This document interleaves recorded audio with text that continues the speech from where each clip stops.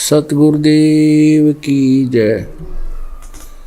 सर्वसंग से प्रार्थना है। सत्संग प्रारंभ हो रहा है। कृपया सत्संग स्थल पर शांतिपूर्वक विराजमान होकर के श्रद्धा से सत्संग सुने। परमेश्वर की प्यारी आत्माओं से पुनर्निवेदन है, सत्संग प्रारंभ हो रहा है। कृपया सत्संग स्थल पर शांतिपूर्वक विराजमान होकर के श्रद्धा से सत्संग सुने। सत साहिब।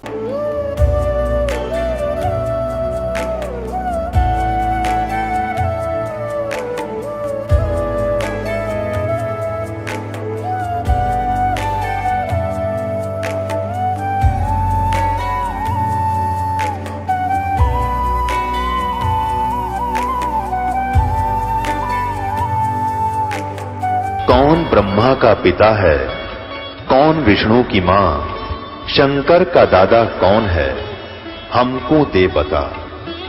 ये जानने के लिए कृपया सुनिए। जगत गुरु तत्वदर्शी संत रामपाल जी महाराज के अमृत वचन सर्व पवित्र धर्मों के पवित्र शास्त्रों के आधार पर। सतगुरुदेव की जय। बंदी छोड़ कबीर परमेश्वर जी की जय। बंदी छोड़ गरीबदास जी महाराज जी की जय। स्वामी रामदेवानंद जी गुरु महाराज जी की जय हो।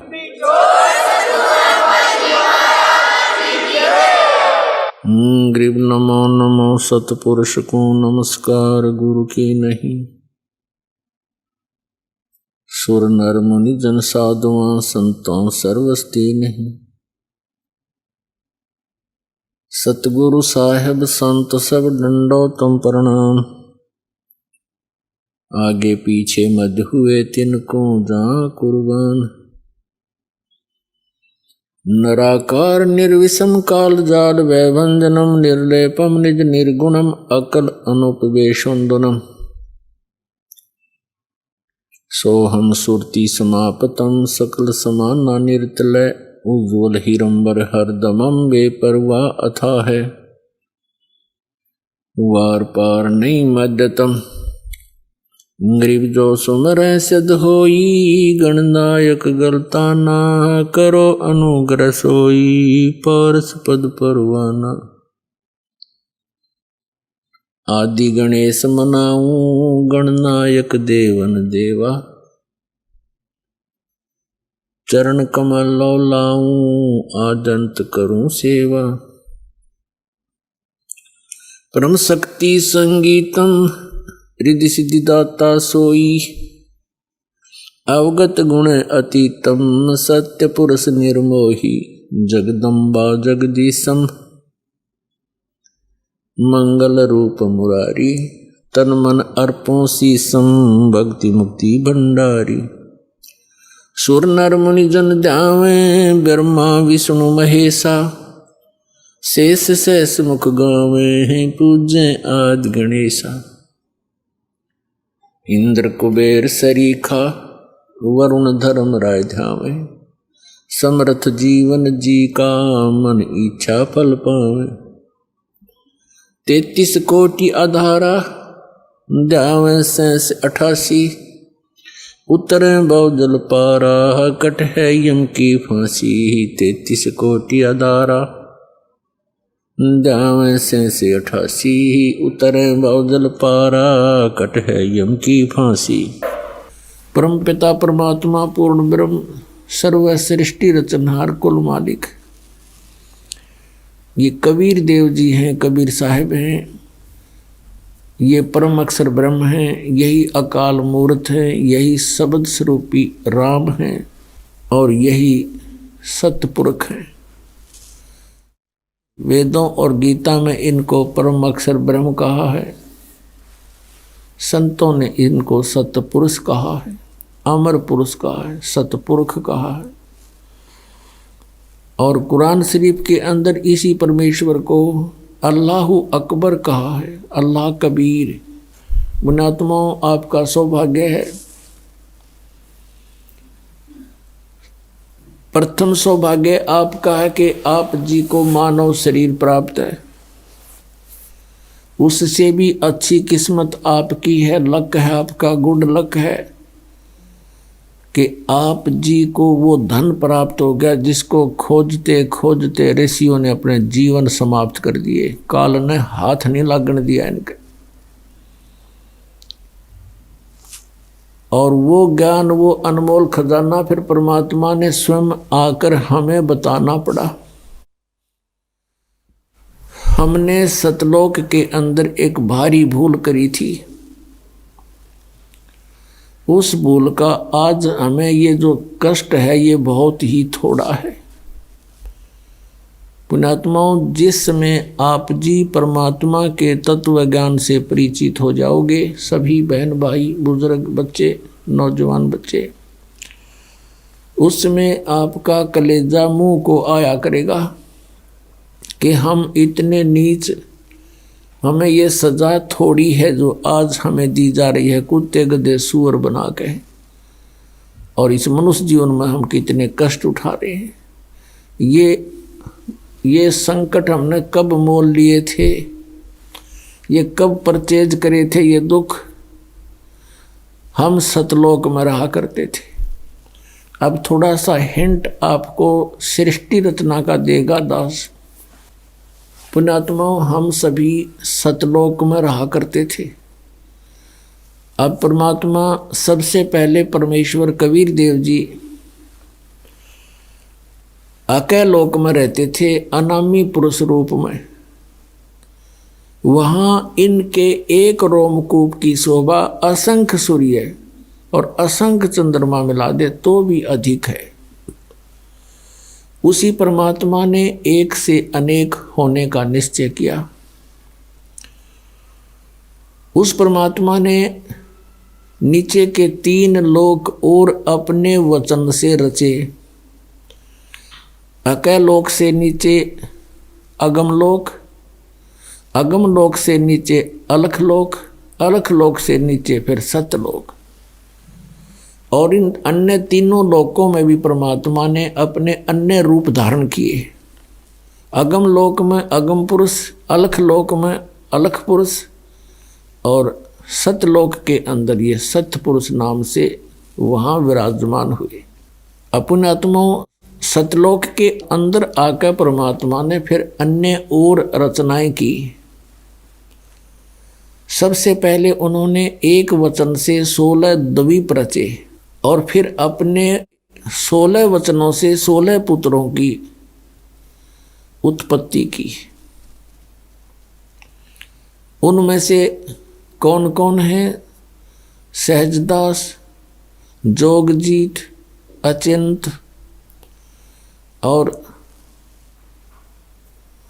ये इस प्रकार 16 हैं ये परमात्मा के वहाँ सतलोक में प्रथम प्रगट जो पुत्र हैं। इन 16 के 16 को अलग अलग द्वीपों में रहने का आदेश दे दिया। ये वहाँ रहने लगे। फिर अपने पुत्र अचिंत से कहा प्रभु ने, परमेश्वर ने, सत्य पुरुष कबीर देव ने, कि बेटा तू शेष रचना अब तू कर। अब परमात्मा उनको ये दिखाना चाहता था कि जिसका काम उसी को साजे और करे तो मूर्ख बाजे। अचिंत बड़ा तैयार होया कि जी ठीक है, प्रभुता की भूख बनी थोड़ी सी। तो उसी समय उसने अपने वचन शक्ति से एक पुरुष उत्पन्न किया, उसका नाम अक्षर पुरुष रखा। और अक्षर पुरुष से कहा अचिंत ने कि तू मेरा सहयोग दे सृष्टि रचना में। अक्षर पुरुष जाकर के वहां बने मानसरोवर में, एक अलग से मानसरोवर बना हुआ है, वो भी परमात्मा ने अपने वचन से रचा। उस मानसरोवर के अंदर जाकर के स्नान करने लगा, फिर उसके अंदर गोते लगाने लगा। उसमें निंद्रा आगी, सो गया। काफी समय तक वो बाहर नहीं निकला।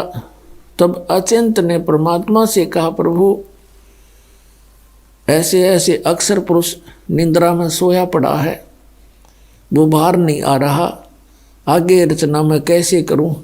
तब परमात्मा ने कहा, पुत्र तुम कर भी कुछ नहीं सकते और ना ही आगे से ट्राई करना, ये एक उनको ट्रेलर दिखाना था कि तुम्हारे बस का यूं काम है नहीं, कहीं बीच में टांग अड़ान लग जाओ तुम। तब परमात्मा ने उस सरोवर से ही एक जल लिया अपने चुल्लू में, और उसमें एक अपने मंत्र से वचन से एक अंडा बना दिया इतना बड़ा। उस अंडे को छोड़ दिया उस सरोवर में। वो गड़गड़ गड़गड़ करता हुआ जब नीचे को गया, अक्सर पुरुष की निंद्रा भंग होगी, और उसने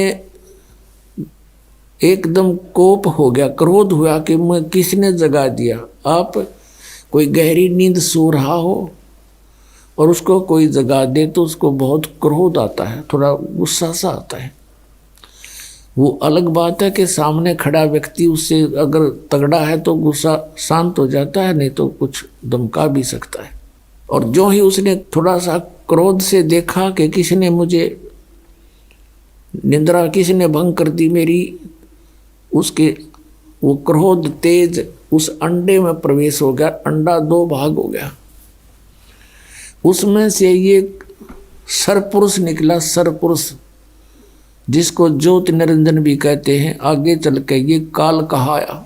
तब परमात्मा ने कहा कि तुम दोनों बाहर आओ, सरपुरुष और अक्षर पुरुष।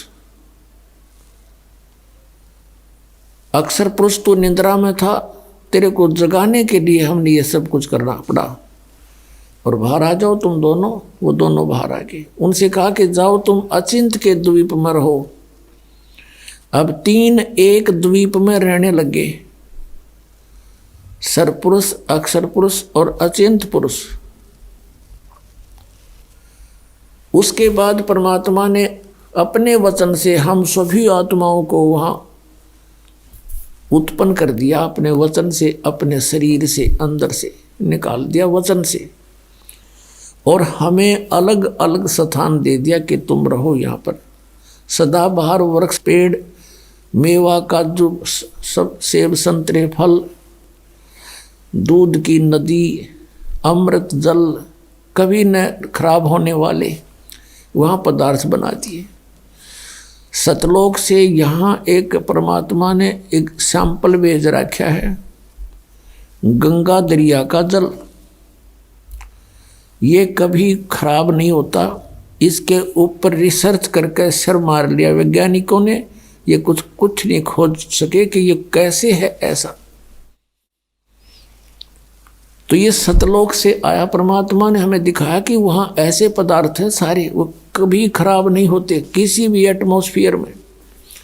वहाँ तो वैसे एटमॉस्फेयर बहुत ही अच्छा है, हम सभी आनंद से रह रहे थे, वहाँ कोई काम नहीं था, और सबके अपनी अपनी संतान। उनको कहा कि तुम अपनी अपने परिवार उत्पन्न कर सकते हो, इतनी उन परमात्मा ने हमें आज्ञा दे दी थी।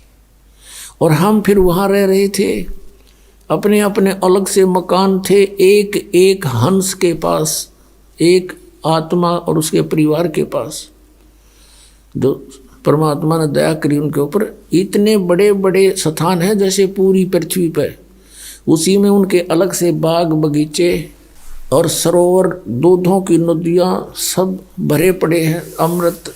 हम वहाँ रहा करते थे। युवा शरीर रहता सतलोक के अंदर, वहाँ जरा मरण नहीं है। जरा माने वृद्ध अवस्था और मरण माने मृत्यु, वहाँ जरा मरण नहीं है। जैसे गीता जी अध्याय नंबर 7 के श्लोक नंबर 29 में गीता ज्ञानदाता कहता है कि जो व्यक्ति जरा और मरण से छूटने का प्रयत्न करते हैं, जरा माने वृद्धावस्था, बुढ़ापा, और मरण माने मृत्यु, वो ते तत्ब्रह्म विदु, वे उस तत्ब्रह्म से परिचित होते हैं, जानते हैं। अखिलम अखिलम अध्यात्म, पूरे अध्यात्म मार्ग से और पूरे सब कर्मों से परिचित हो जाते हैं। वही केवल जरा और मरण से छूटने का प्रयत्न करते हैं। 8वें अध्याय के प्रथम मंत्र में अर्जुन ने पूछा, फिर किम तत्परम प्रभु, वो तत्परम क्या है, अध्यात्म क्या है, सब कर्म क्या है। 8वें अध्याय के 3रे श्लोक में गीता ज्ञानदाता ने कहा गीता जी में कि वो परम अक्षर ब्रह्म है, वो गीता ज्ञानदाता से अन्य है। तो वो परम अक्षर ब्रह्म है, सत्य पुरुष कहो, परम अक्षर ब्रह्म कहो। गीता जी अध्याय नंबर 15 के श्लोक नंबर 1 से 4 में और 16 और 17 में ये कंसेप्ट क्लियर कर रखे हैं। कहा कि उल्टा लटका हुआ संसार रूपी वृक्ष है, और जो संत इसको जानता है वह तत्वदर्शी संत है, पूरे विभागों सहित जानता है।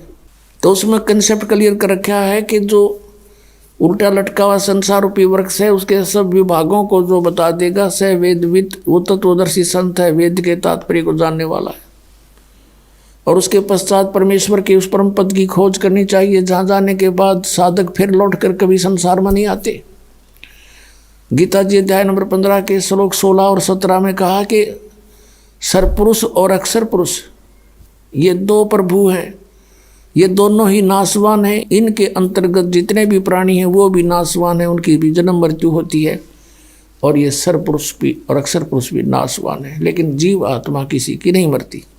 17वें श्लोक में 15वें अध्याय के गीता जी में कहा है कि उत्तम पुरुष है तो अन्य, ये परम अक्षर ब्रह्म की तरफ संकेत है, सत्पुरुष की तरफ संकेत है। उत्तम पुरुष तो और ही है इन दोनों से, सरपुरुष और अक्षर पुरुष से, वही तीनों लोकों में प्रवेश करके सबका धारण पोषण करता है, और वही वास्तव में परमात्मा कहता है, और वही वास्तव में अविनाशी है।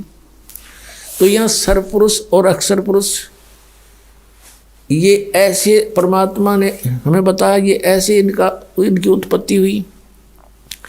हम सभी वहाँ रह रहे थे, वहाँ जरा मरण नहीं था, बुढ़ापा नहीं था। सबसे बड़ा कैर जीव पे बुढ़ापा और फिर मौत है। दोनों ऐसे जुल्म हमारे ऊपर यहाँ गुजारी रखे, और बाकी शेष जीवन में पता नहीं कितनी कितनी आपदाएं आती हैं। अपने आत्माओं सारा जीवन हम जिन बच्चों के पालन पोषण में, जिनके प्यार में, और फिर उनके कोठी और बंगले बनाने में गुजार देते हैं, और फिर मृत्यु होती हमसे छीन लिया जाता है। युग क्या का जीवन यहाँ पर, और वृद्धावस्था में सारी आपदाएं, सभी दुख इसके ऊपर आ जाते हैं।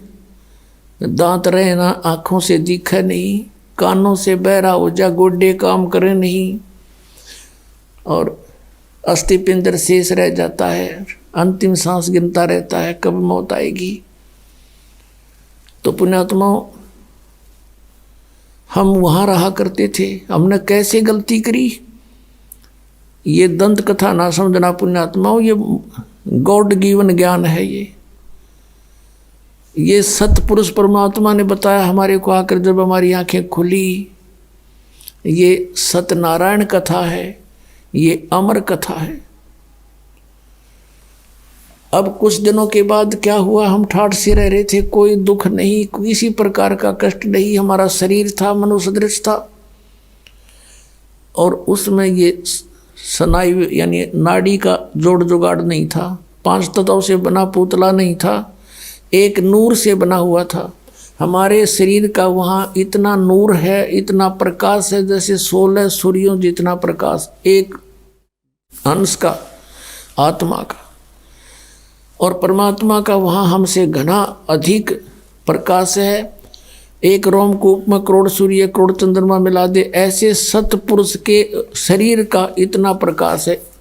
एक रोमकूप में करोड़ सूर्य करोड़ चंद्रमा से अधिक रोशनी है, वो इतना समर्थ है।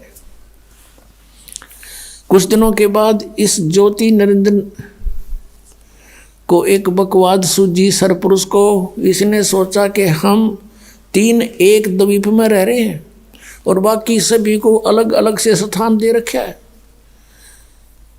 इसने खड़ा होकर के तप करना चाहा, क्योंकि तप से राज्य प्राप्त होता है। जब इसने 70 युग तक तप कर लिया, परमेश्वर ने पूछा कि भी क्या चाहता है ज्योति निरंजन सत्य पुरुष। कबीर साहब ने पूछा, तू क्या चाहता है सरपुरुष? तब इसने कहा कि प्रभु ये स्थान मेरे लिए कम है पिताजी, कुछ अलग स्थान चाहिए। परमेश्वर कबीर देव जी ने इसको 21 ब्रह्मांड दे दिए वहीं सतलोक में। जैसे एक धनी पिता अपने पुत्र को 21 प्लाट बांट दे के लिए, ये तेरे हिस्से के होंगे। ये उन प्लाटों में सैर सपट्टे करे, कभी उसने देखा कभी उसने देखा, बड़ा खुश हुआ। फिर इसने सोचा इसमें कुछ कंस्ट्रक्शन भी होनी चाहिए। इसने 70 युग तक फिर तप किया। फिर परमात्मा ने पूछा, बोल भाई क्या मांगता है तू? जो मांगा था तुझे दे दिया। इसने कहा पिताजी कुछ कंस्ट्रक्शन मटेरियल और दे दो, कुछ मैं रचना रचूं वो सामग्री दे दो। तब परमात्मा ने इसको 5 तत्व और 3 गुण दे दिए अगले पुत्र खेल खिलौनों से। इसके पास जब ये सारा कुछ आ गया, इसने वहाँ कुछ अलग से पहाड़ पोड़ बना दिए, झरने झुरने बना दिए। तो उसमें इसने सोचा कंस्ट्रक्शन भी हो जाएगी, लेकिन फिर अकेले का दिल नहीं लगेगा 21 प्लाटों में, मेरे साथ कुछ आत्मा भी हो। इसने ये सोचकर फिर खड़ा हो गया। और जब ये तपस्या कर रहा था, हमने कहाँ मार खाई है पुण्यात्माओं, ये सत्कर मान लेना। ये कोई डूम बाट के गीत नहीं है कि वो किसी की प्रशंसा के लिए गा रखे हों, ये परमात्मा ने आकर बता रखे। जब ये तपस्या कर रहा था, हम जितनी आत्मा इसके 21 ब्रह्मांड में यहाँ कष्ट पा रहे हैं, ये सभी कीड़ी मकोड़ी, हाथी, जंगल के प्राणी, जल के प्राणी, वायु के प्राणी, या राजा से लेकर रंग देवता, ब्रह्मा विष्णु महेश दुर्गा, ये सभी हम इसकी उस अदा पर आसक्त हो गए। एक पैर पर खड़ा, ओए हो इतने दिन से कभी उस पैर को रख ले उस पर खड़ा हो जाता है, और ऐसे करबद्ध खड़ा है एक टांग पर। हम इस पर आसक्त हो गए, अपने मालिक से, अपने पिता से मन हटा लिया और इस पर आसक्त हो गए। और इतने आसक्त हो गए कि परमात्मा ने बार बार कहा कि भी किसी की क्रिया की तरफ ध्यान नहीं देना चाहिए, तुम मस्त रहो बच्चों, मत देखो इसकी क्रिया को। लेकिन हम ऊपर से तो सावधान हो गए और अंदर से वो कसक गई नहीं। अब वो तंत्रियामी थे। इसने तीसरी बार जब तप किया, 64 युग कर चुका ये, तब परमात्मा ने पूछा कि भी जो तूने मांगा था वो मैंने दे दिया, अब तू क्यों डरे ढो रहा है, अब क्या चाहता है? तब इसने कहा पिताजी मुझे कुछ आत्मा दे दो, मुझे कुछ हंस दे दो, मेरा दिल नहीं लगता। तब इसने कहा भाई तेरा दिल लाग रहा था, 3 जने बैठे थे, तो ना आप बकवाद भाई, और बात सुन ले, और मांग ले, तेना कुछ प्लाट मांगने हो को ब्रह्मांड तना और बना के दे दूंगा, पर ये आत्मा नहीं दे सकता, ये मेरे अंश हैं, मेरे अंदर से निकले हैं, मेरे बच्चे हैं। अपने आत्माओं, इन बहन बेटियों को पूछकर देखना, जब जो बच्चा जन्म लेता है, बेटा या बेटी, इनको कितना प्यारा लगता है। चाहे किसाई बांगा बोला हो, लूला लंगड़ा हो, काना हो, गूंगा हो, बहरा हो, सीने के लगाए रखते हैं, इतना प्रिय होता है इनको। और उस परमात्मा से हमारा जन्म हुआ है, उनके शरीर से हम बाहर आए हैं, तरीका दूसरा है, प्यार उतना ही है, तो उसको हमसे कितना प्यार है। तो उसमें परमेश्वर ने कहा कि देख भाई बात सुन, ये मेरी आत्मा नहीं दे सकता तुझे किसी भी कीमत पे, किसी भी जप से, तप से, किसी क्रिया से, ये तुझे नहीं मिलेंगे, और मांगते न जो मांगना।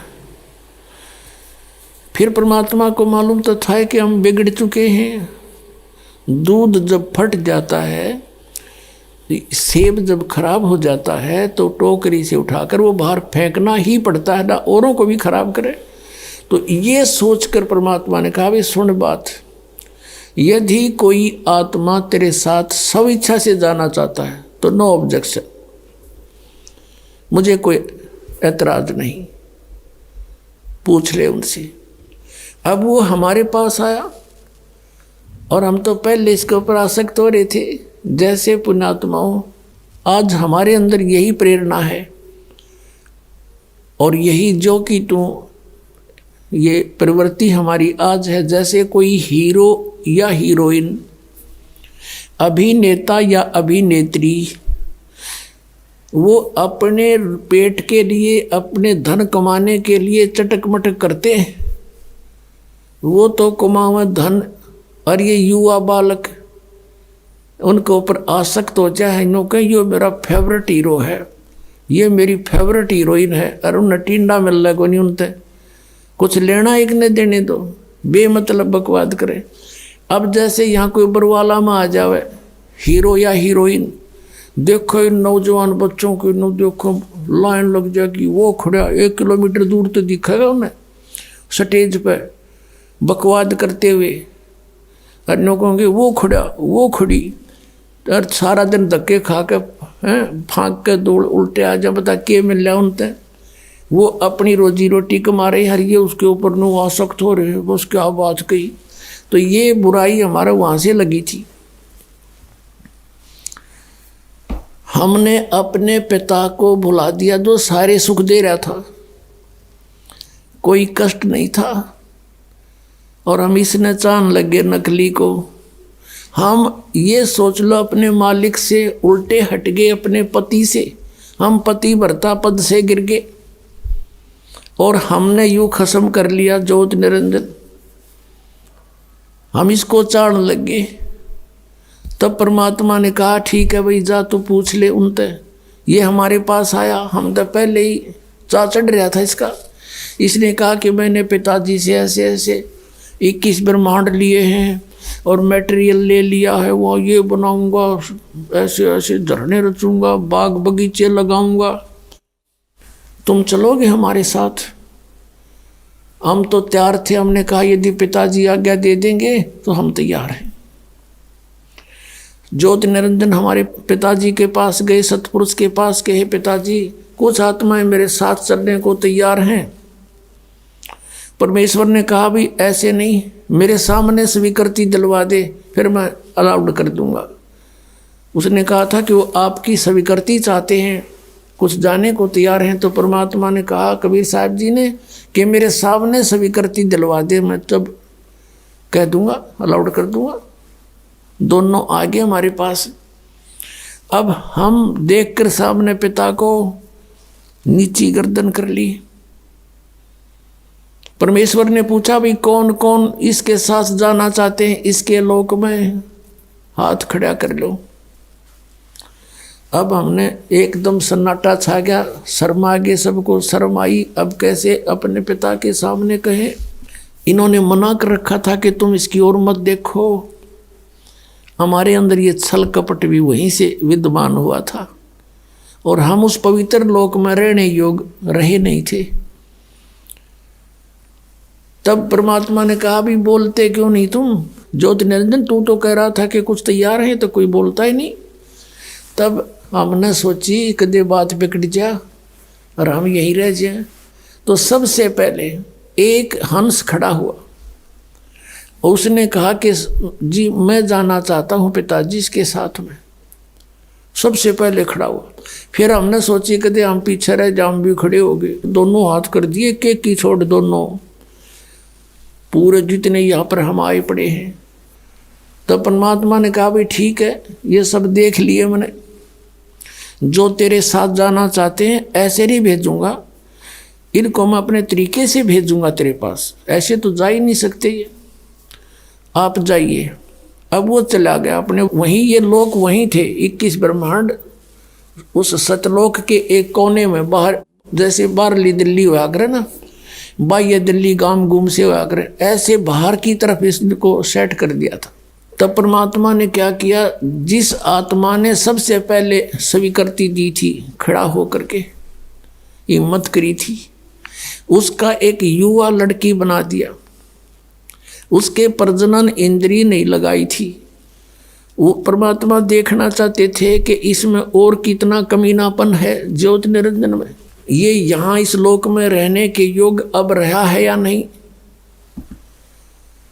और जितने हम थे हम सभी को सूक्ष्म रूप बीज रूप में करके उसका नाम प्रकृति रख दिया। प्रकृति जिसको माया भी बोलते हैं, आदि माया भी कहते हैं और इसको दुर्गा भी कहते हैं। इसके शरीर में हम सभी को प्रवेश कर दिया बीज रूप में, सूक्ष्म रूप में। पुण्यात्माओं, आज इस वैज्ञानिक युग में हम आसानी से समझ सकते आध्यात्मिक मार्ग को। जैसे आप सुनते हो कई बार डॉक्टरों से कि किसी व्यक्ति के कुछ जीवाणु होते हैं, वो इतने रहने चाहिए, जैसे 50 लाख रहने चाहिए जीवाणु 1 ग्राम में, 1 mg ब्लड में। बताओ 50 लाख जीवाणु 1 mg ब्लड में, इतने को में फिर कितने अंदर हमारे जीवाणु, गिनती नहीं होती। तो ऐसे परमात्मा ने सभी के सभी इसके अंदर फीड कर दिए सूक्ष्म रूप में। और इसको कहा बेटी दुर्गा को कि बेटी मैंने तुझे शब्द शक्ति दे दी है, वचन शक्ति दे दी है। और जितने भी जीव कहे, ज्योत निरंजन कहे, तू वचन से उत्पन्न कर सकती है नर और मादा। एक बार बोल देगी उतने ही एकदम में बाहर खड़े होंगे। और अपने पुत्र सहजदास से कहा, जो सबसे पहले 16 उत्पन्न किए थे उनमें से एक सहजदास है। उसे कहा कि जा अपनी बहन को ज्योति निरंजन के पास छोड़िया और उसको बता देना कि इसको पिताजी ने शब्द शक्ति दे दी है, जितने जीव तू कहेगा ये उत्पन्न कर देगी। सहजदास ने जाके संदेशा सुना दिया, लड़की को वहाँ छोड़कर आ गया अपनी बहन को। अब इस प्रकृति देवी ने, प्रकृति यानी दुर्गा का रूप निखरा हुआ था युवती होने के कारण। अब इस ज्योत निरंजन के मन में वहाँ फिर दोष उत्पन्न हुआ। ये सभी हम प्राणियों के अंदर यहाँ भी विद्यमान है। ये बीमारी वहाँ से लगी थी अपने सारी। अकेली लड़की को देखकर उसके साथ बदतमीजी करने की नीयत, उसी का गुण हमारे अंदर विद्यमान है। उसने सुंदर लड़की को देखकर एकदम आव भाव बदल गए। लड़की भी पहचान गई कि इसके मन में दोष आ चुका है। तब उस लड़की ने अपनी इज्जत रक्षा के लिए कहा कि ज्योति निरंजन, हे सरपुरुष, हे बड़े भाई, देख तू मेरा बड़ा भाई, मैं छोटी बहन तेरी उत्पत्ति पिता ने अपने वचन से की थी अंडे से, और हमारी उत्पत्ति भी उन्होंने की है। तू हमारा बड़ा भाई, हम तेरे छोटी बहन। अब भाई बहन का ये काम अच्छा नहीं, महापाप होगा, तू जुल्म ना करे। तब उसने एक नहीं सुनी, बहुत आगे बढ़ गया। अब अदर तरीके से मुंह खोल लिया बकवाद करने के लिए, हवस में अंधा हो गया। तब लड़की ने छोटा सूक्ष्म रूप करा अपनी सिद्धि से, और इसके मुख के माध्यम से पेट में रक्षा, अपनी इज्जत रक्षा के लिए पेट में चली गई। और वहाँ से परमात्मा से प्रार्थना की, हे परमेश्वर, हे पिताजी, ऐसे ऐसे मेरे साथ इसने जुल्म करना चाहा, और इस लड़की ने बता दिया था कि मेरे पास पिता की दी हुई जो शब्द शक्ति है, वचन शक्ति है, तो जितने जीव कहेगा मैं उत्पन्न कर दूंगी, पर नहीं माना था।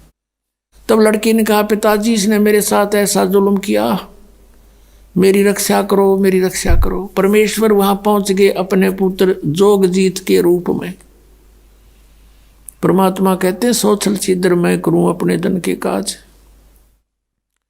और वहां आकर कहने लगा, अरे ज्योत निरंजन, तू सुन ले आदेश परम पिता का, तूने बहुत जुल्म किया यहाँ पर, अब तू इस लोक में रहने योग्य नहीं है। तूने इस पवित्र लोक में ऐसा जुल्म करने की सोची, लड़की को उसके पेट से निकाल दिया, पेट पाड़ के इसका, और फिर सी दिया उल्टाए। शब्द में बहुत बड़ी शक्ति होती है पुण्यात्माओं। अब तो हम आध्यात्मिक मार्ग में कति -0 हो गए, हमारा अविश्वास हो जाता है इन बातों पर। लड़की बाहर निकाल दी और उसको कह दिया कि ज्योति निरंजन अब सुन ले आदेश परमपिता का। वो खुद ही बोल रहे थे, परमपिता खड़े ही थे। आज के बाद तेरा नाम काल होगा, 1,00,000 मानुष शरीरधारी प्राणियों का नित आहार करेगा और 1,25,00,000 की उत्पत्ति किया करेगा। और तू निकल जा यहाँ से, इस लोक के में रहने योग्य नहीं है। ले जा तेरे 21 ब्रह्मांड को, यहाँ से चला जा बहुत दूर और निकल जा। दुर्गा तू भी, तुमने इसके साथ रहने का प्रॉमिस किया था और खाओ धक्के तुम। अब देगा तो नहीं, वो टिंडे ले जाओ जिसके ऊपर आसक्त हुए थे। इतना कहा था कि 21 ब्रह्मांड विमान की तरह चल पड़े वहां से। अब इसने अपनी गलती की कुछ एहसास हुआ। जोग जीत रूप में खड़े परमात्मा से कहा कि बड़े भाई मेरी माफी करवा दो, पिताजी से मेरी अर्ज कर दो कि मुझे क्षमा कर दे। जोगजीत ने कहा भाई मेरे को आदेश जितना था तेरे तो बता दिया, अब जाइए यहाँ से। इतना कहकर वो चल पड़ा। आगे आकर सहज दास का द्वीप है, जब इसके 21 ब्रह्मांड आ रहे थे, इसने वहाँ विमान को रोका थोड़ी देर और कहा सहज दास मेरी अर्ज कर दे पिता परमात्मा थे, मेरी क्षमा याचना कर दो, प्रार्थना कर दो। सहज दास कहने लगा भाई डट जाते, रुक जा थोड़ी सी देर। सहज दास वहाँ से गया भगवान, क्योंकि वहाँ बहुत लंबा चौड़ा क्षेत्र है और वहाँ उनके मन अपने अपने विमान अपना शरीर आसानी से कहीं कितनी स्पीड से उड़ा के जा सकता है। पहुँच गए सतलोक के आखिरी छोर में, जहाँ परमात्मा विराजमान है, ध्रुवलोक के तीसरे पृष्ठ पर यानी अंतिम छोर पर। और कहा कि आपका एक दास एक अर्ध लेकर आया है। बोल पुत्र क्या बात है? परमात्मा बोले कि आपका एक नौकर वो ज्योत निरंजन आप वहाँ खड़ा है 21 ब्रह्मांड लिए, उसके लिए क्या आदेश है पिताजी? मैं ये आदेश ले आया हूँ। वो कुछ कह रहा कि मुझे माफ़ कर दे। परमात्मा ने कहा कि इसको भेज दे, मन कर्म वचन से ये दुष्ट यहाँ नहीं रहना चाहिए, इसको निकाल यहाँ से भगा दे और जा वापस। इतना कहते तुरंत वापस आ गया सहजदास और कहा भाई मैंने तो अर्ज करी थी पर तू जा बड़भागी, यहाँ से निकल, मन नहीं पटवा होगा तू, भाग जा से। तो वहाँ से 21 ब्रह्मांड लेकर 16 शंख कोश की दूरी पर ये आ गया। वहाँ ये ब्रह्मांड रुक गए और फिर अपने आप मालिक के विधान से वो घूमने लगे, वहाँ चक्कर काट रहे। अब इस ज्योत निरंजन ने कहा दुर्गा से, प्रकृति से, कि अब मेरे साथ जो होना था हो लिया, अब मैं किसी की नहीं मानूं, अपनी मन मर्जी करूंगा। फिर उसने वही ट्राई की बकवाद करने की। दुर्गा ने फिर प्रार्थना की, भाई बात सुन ले, पहले तो मेरा बड़ा भाई, मैं छोटी बहन तेरी, और फिर मैं तेरे पेट से बाहर आई, तेरी बेटी होगी, कुछ तो लज्जा रख नालायक, कुछ तो सोच ले। पर इसने एक नहीं मानी, नख रेखा से भग कर लिया, नाखनों से इसके अंदर स्त्री इंद्री लगाई और इससे विवाह किया। 3 पुत्रों की उत्पत्ति की, रजगुण ब्रह्मा, सतगुण विष्णु, तमगुण शिव जी की। अपने आत्माओं, एक बार ये दास किसी कामवश एक तहसील ऑफिस में गया हुआ था। वहाँ जहाँ रजिस्ट्रियाँ होती हैं और वहाँ एक नंबरदार था। नंबरदार होते हैं वहाँ गवाही देने लिए बैठे रहते हैं, 10-20 रुपये लिया करते थे, वो कहीं दस्तखत करने होते। वह बैठे बातें कर रहे, आप पे कोई बात चल गई, वैसे ऐसे एक गोत्र की लड़की से उसी गोत्र के लड़के ने विवाह कर लिया, या कोई उनकी माँ का गोद मिला था क्यों कर गया था। उसके ऊपर पंचायत पंचूत होने लग रही थी, पेपरा मारी थी, उस पर डिस्कस हो रहा था। वो एक बूढ़ा नंबरदार ने बोला, भाई पहले तो देखो बात सुनो, मैं अपनी बताता हूँ कि मेरे 3 ब्याह हो लिए। पहला ब्याह हुआ, कोई बालक नहीं हुआ, उसकी मृत्यु होगी। दूसरा ब्याह हुआ, एक पुत्री होते उसकी मृत्यु होगी। अब तीसरा ब्याह है मेरा, और तीनों बार में पंडित ने फेरे करवाए। तो सबसे पहले हमको बाण भाई बनाया कि काश्यप गोत्रा काश्यप गोत्री, यहाँ से शुरू करें ये मंत्र बोलना। तो परमात्मा ने कहा गरीबदास जी ने कि काश्यप गोत्रा काश्यप गोत्री पंडित शाखा लाया, और कोई तत्वेता ज्ञानी जाने बाण ब्याह घर लाया। अब ये है वो काश्यप गोत्र और काश्यप गोत्री जो बाण ने ब्याह के ला रहा युग काल, और उससे हमारी उत्पत्ति हुई है। तो वो जो कहता भाई यूँ नहीं समझ में आ रही मेरे आज तक यो काश्यप गोत्र और काश्यप गोत्री, क्योंकि हमने बाण भाई तो युड़े बना कर चल रहे हैं। तो अब परमात्मा ने बताया कि काश्यप गोत्रा काश्यप गोत्री ये कहते से पर इन्हें पता खक भी नहीं ये किस लिए बोल रहे हैं, किसके विषय में कह रहे हैं। काश्यप गोत्रा काश्यप गोत्री पंडित शाखा लाया, और कोई तत्वेता ज्ञानी जाने बाण ब्याह घर लाया। अब पुण्यात्माओं, अभी तक पहली बार कोई व्यक्ति कोई श्रद्धालु इस कथा को सुनता है। विशेषकर पहले जब दास सुनाया करता था, सामने वाला न्यू हंसा करता अंदर अंदर, और फिर न्यू कहता क्यों गप्पे मारे हैं, या भी कोई बात हुई या कोई कथा हुई। अरे इतनी नारी कोई कथा को ना पृथ्वी पे, क्योंकि उनको ये नहीं मालूम था कि ये प्रमाणित है। पुण्यात्माओं, 600 वर्ष पहले मालिक ने सतपुरुष ने कबीर देव जी ने आके एक धानक रूप में जुलाहे रूप में सहशरीर आए थे और सहशरीर गए थे। ये परमात्मा पूर्ण ब्रह्म है, सारी सृष्टि रचना रहे। उस समय इन्होंने 600 वर्ष पहले अपनी वाणी में ये वचन बोले थे और परमात्मा यही बताया करते थे। लेकिन ये ब्राह्मण लोग यानी हमारे ऋषि गुरु पवित्र हिंदू धर्म के इस बात की घनी काली मान गए कि ये झूठ बोलता है, ब्रह्मा विष्णु महेश नासवान है, इनकी माता है, इनका पिता है, ये तो अजर व अमर है, सर्वेश्वर है, महेश्वर है, किसी ग्रंथ में नहीं लिखा है। तो उस समय हमारे पूर्वज अशिक्षित थे, शिक्षा केवल एक ब्राह्मण वर्ण ही अधिकारी था उसके ग्रहण करने का। तो उनकी दाल गली रही और परमात्मा 600 वर्ष आए थे पहले। यदि वो उस समय ये टांग ना अड़ाते, हमें मिसगाइड नहीं करते, तो हमें सारा काम सुलझा सलझा मिलता आज के दिन।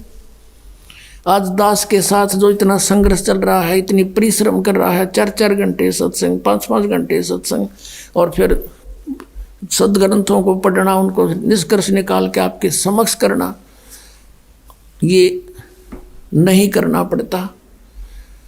लेकिन उस समय इन्होंने किसी ने परमात्मा के इस तत्व ज्ञान पर विश्वास ना किया और ना करने दिया। तो पुण्यात्माओं, एक बात हमारे और बढ़िया होगी कि आज हम परमात्मा को पहचान सकते हैं कि जिसको ये अशिक्षित कहा करते कबीर तो अशिक्षित है, ये क्या जाने वेदों और गीता और पुराणों के बारे में, क्योंकि वो संस्कृत भाषा में है, ये झूठा है। और उस परमात्मा ने 600 वर्ष पहले ये बता दिया था कि ब्रह्मा विष्णु महेश नासवान हैं, इनके माता पिता हैं, इनका जन्म मृत्यु होता है। 600 वर्ष पहले परमात्मा कबीर जी ने जो वाणी बोली थी पवित्र कबीर सागर के अंदर विद्यमान है। आप देखिएगा, प्रथम खंड कबीर पंथी भारत पथिक स्वामी युगलानंद बिहारी द्वारा पुरस्कृत। और ये कहाँ से छपा है? प्रकाशक एवं मुद्रक हैं खेमरा श्री कृष्ण दास प्रकाशन, अध्यक्ष श्री वेंकटेश्वर प्रेस, खेमरा श्री कृष्ण दास मार्ग, मुंबई से। अब इसके अंदर हम आपको दिखाते हैं सृष्टि रचना। ये है ज्ञान बोध नामक एक अध्याय है, और ये बोध सागर एक खंड है। ये देखिएगा 21 पृष्ठ पे नीचे परमात्मा ने 600 वर्ष पहले अपनी प्यारी आत्मा धर्मदास को ये ज्ञान दिया था। धर्मदास ये जग बोराना, कोई न जाने पद निर्वाणा, यही कारण मैं कथा पसारा, जग से कहिए वो राम नियारा। ये नाम नहीं है, ये गलत लिखा इन्होंने कबीर पंथियों ने। ये बाद में संशोधन में इन्होंने अपने हिसाब से कुछ गड़बड़ी कर रखी है। यही ज्ञान जग जीव सुनावो, सब जीवों का भरम नसाओ, अब मैं तुमसे कहूँ चिताई, तेरे देवन की उत्पत्ति बाई। तीनों देवताओं ब्रह्मा विष्णु महेश की अब तुझे उत्पत्ति बताता हूँ। कुछ संक्षेप कहूँ गहुराई, सब सन से तुम्हारे मिट जाई, भरम गए जग वेद पुराना, आदि राम का भेद ना जाना। ये नाम गलत लिखा है, राम है, आगे चल कर क्लियर होगा। ये राम राम सब जगत बखाने, आदि राम कोई बिरला जाने। ये राम है शब्द है, गलत लिखा है कि सभी राम राम कहते हैं, उस आदि राम सनातन परमात्मा को कोई बिरला ही जानता। ये राम शब्द है, नाम नहीं। इन संशोधनकर्ताओं ने अपनी अज्ञान सोच से कुछ इसमें गड़बड़ी कर रखी है, वही हम शुद्ध कर लेंगे। राम राम सब जगत बखाने, आदि राम कोई बिरला जाने। ज्ञानी सुने सो हृदय लगाई, मूर्ख सुने तो गम ना पाई। माँ अष्टंगी पिता निरंजन, ये जमदारुण वंशन अंजन।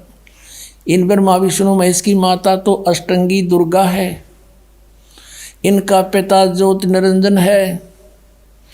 पहले कीन निरंजन राई, पीछे से माया उपजाई।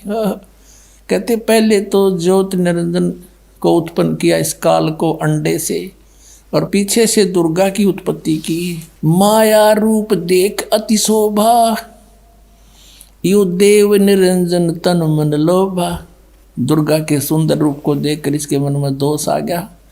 कामदेव धर्मराय सताए, देवी को तुरंत धर खाए।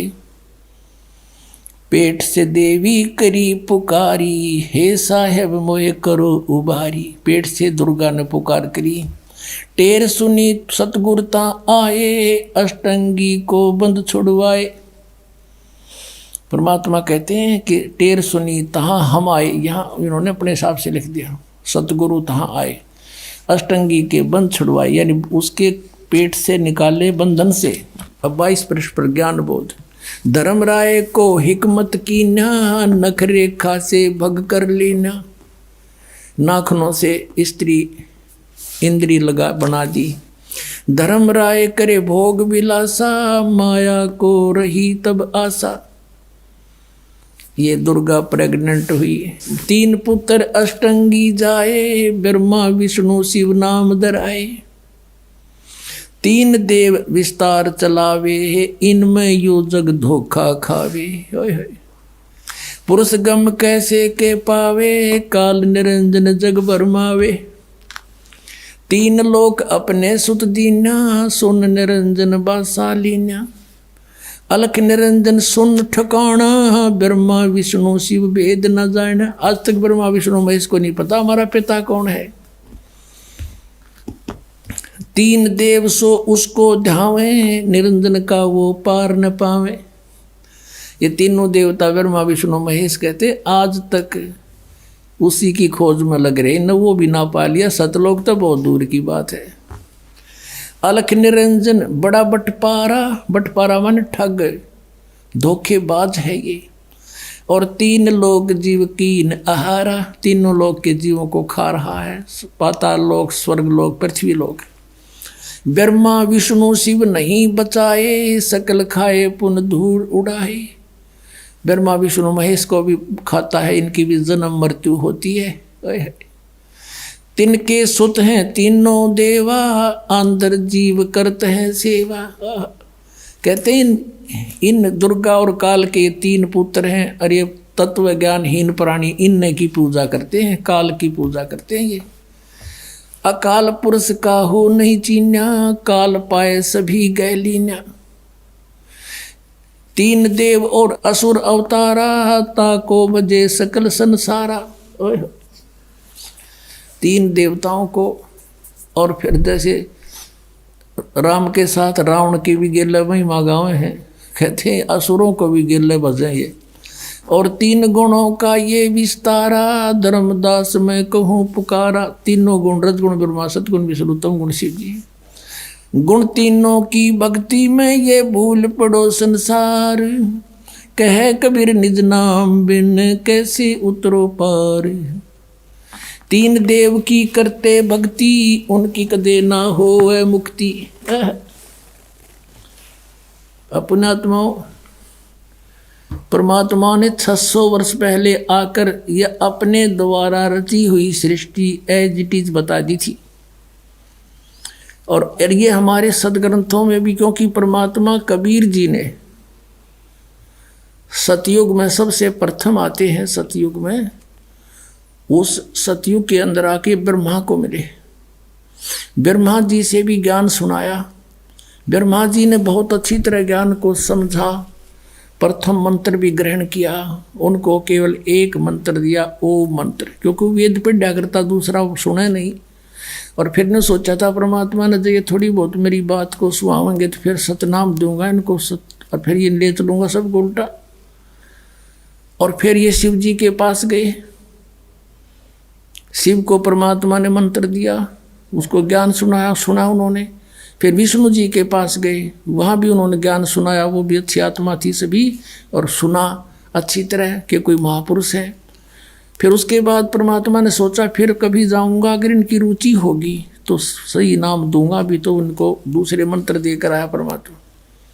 पीछे से काल निरंजन ने सोचा कि तेरे पुत्र गए, ये चले गए तो सारे जीव वापस हो जाएंगे, तभी उन्हें अंदर से प्रेरणा कर दी है, सारे मोट दबा दिया कि ये झूठा है, कपटी है, इसके पास कोई ज्ञान नहीं है, वेद सत्य है, तुम इन्हीं को मानो, मत मानो उसकी। दूसरी बार परमात्मा गए तो उन्होंने अरुचि दिखाई तीनों ने, तो जान गए परमात्मा कि काल आ गया इनकी बुद्धि में, अब इनकी बुद्धि में काल आ गया, अब ये नहीं मानेंगे। अब वो परमात्मा से सुना हुआ ज्ञान और कुछ अपना अनुभव ब्रह्मा जी ने फिर अन्य को सुनाना शुरू किया। अब वो पुराणों में विद्यमान है, आपको दिखाते हैं। अब केवल यदि हम कबीर सागर से ही आपको संतुष्ट करते तो कोई नहीं मानता, न के छोड़ इन बातों में, ये तो वैसे तुक्के मारे। और अब पुराणों में विद्यमान है सारा ज्ञान। अब बुद्धिमान हिंदू समाज के बच्चे सारे शिक्षित हो गए, अब इनको यो स्वीकार करना पड़ा। अब सचमुच जो पुराणों में लिखा, और 600 वर्ष पहले भगवान बता गए, वो जो का तो आज पुराणों में लिखा, जिसको ये अशिक्षित कहते थे। और परमात्मा वैसे तो वो तो अंतर्यामी है, सब भाषाओं को जानते हैं, जानबूझकर मालिक अक्सर ज्ञानहीन रहे कि कोई नू ना सोचा कबीर जी ने ये पढ़ ली होंगी, कुरान पुराण वेद पुराण पढ़ लिए होंगे। और अब इससे हम भगवान पहचान सकते हैं कि परमात्मा जिसको अज्ञानी कहते वो महाज्ञानी, सब वेदों और गीता और पुराणों को जानकार थे, वो तो परमात्मा थे। और ये संस्कृत के ज्ञाता महामंडलेश्वर विद्वान कहाँ थे, इन कख भी ना पता, हमारे सिलेबस का, हमारे सदग्रंथों का पता नहीं। अब आपको दिखाते हैं, सबसे पहले देवी भागवत दिखाते हैं। अब देखिएगा श्रीमद् देवी भागवत यानी देवी पुराण, गीता प्रेस गोरखपुर से प्रकाशित है। ये संपादक है हनुमान प्रसाद पोदार, चिमनलाल गोस्वामी। ये कहाँ से छपे हैं? प्रकाशक एवं मुद्रक है गीता प्रेस गोरखपुर, गोविंद भवन कार्यालय कोलकाता का संस्थान, ये यहाँ से छपा है। 123 पृष्ठ पे ये तीसरा स्कंद। यहाँ पर भगवान विष्णु अपनी माता दुर्गा की महिमा स्तुति कर रहे हैं। तुम शुद्ध स्वरूपा हो, यह सारा संसार तुम्ही से उद्भासित हो रहा है। मैं ब्रह्मा और शंकर हम सभी तुम्हारी कृपा से विद्यमान हैं। हमारा आविर्भाव जन्म, आविर्भाव माने जन्म, तिरोभाव माने मृत्यु हुआ करता है। केवल तुम ही नित्य हो, जगत जननी हो, प्रकृति और सनातनी देवी हो। प्रकृति दुर्गा को कहते हैं, ये स्पष्ट लिखा है। भगवान शंकर बोले, देवी यदि महाभाग विष्णु तुम्ही से प्रकट हुए हैं, उनके बाद उत्पन्न होने वाले ब्रह्मा भी तुम्हारी बालक हुए, फिर तमोगुणी लीला करने वाला शंकर क्या मैं तुम्हारी संतान नहीं हुआ? अर्थात मुझे भी उत्पन्न करने वाली तुम ही हो। शिवे, संपूर्ण संसार की सृष्टि करने में तुम बड़ी चतुर हो। इस संसार की सृष्टि, स्थिति और संहार में तुम्हारे गुण सदा समर्थ हैं। उन्हीं तीनों गुणों से उत्पन्न हम ब्रह्मा, विष्णु एवं शंकर नियमानुसार कार्य में तत्पर रहते हैं। अब आप जी ने ये पवित्र श्री देवी भागवत देखा। श्रीमद् देवी भागवत यानी देवी पुराण में 5 कंसेप्ट क्लियर हो गए। ब्रह्मा विष्णु महेश की जन्म मृत्यु होती है, ये अविनाशी नहीं है। इनकी माता दुर्गा है। दुर्गा को प्रकृति भी कहते हैं। 3 तो ये हो गए। चौथा ये है कि रजगुण ब्रह्मा, सतगुण विष्णु, तमगुण शिव जी हैं। और 5वां ये हो गया कि ये ब्रह्मा विष्णु महेश केवल वर्क डन ही दे सकते हैं, ये किसी का संकट निवारण नहीं कर सकते। जैसा जिसका कर्म है वैसा ही देंगे, पुण्य भी पाप भी। केवल परम अक्षर ब्रह्म सतपुरुष कबीर साहब वो परमात्मा है जो हमारे भाग्य के लेखों को बदल सकते, बुरों को। अब देखो, यदि कबीर सागर को अकेले को पढ़ा कर आपको सुनाता तो कोई विश्वास नहीं लाता। अब आपके समक्ष जो 600 वर्ष पहले भगवान बोल कर गए थे वो वचन, आज सदग्रंथों ने उनको सेकंड किया, समर्थन दिया। तो इससे पुण्यात्माओं बहुत आसान हो गया आपको भगवान को पहचानना, जिसको ये अशिक्षित अज्ञानी कहा करते थे। और इस संस्कृत भाषा के जानने वालों को हमारे पूर्वज बड़े विद्वान महापुरुष महर्षि बड़े पहुँचे हुए मानते थे। न कख नहीं पता था, सदग्रंथों को भी नहीं परिचित थे। ये आज तक हमें नहीं बता सके ऋषि महर्षि ब्रह्मा विष्णु महेश नाशवान है या अविनाशी है। इनके माता पिता भी हैं और सदग्रंथों में लिखे, इनकी जीवनी में लिखे, तो ये कख नहीं जाने थे। लोक वेद सुनाया करते थे। अब दिखाता हूँ आपको। अब देखिएगा, श्री शिव पुराण में गीता प्रेस गोरखपुर से प्रकाशित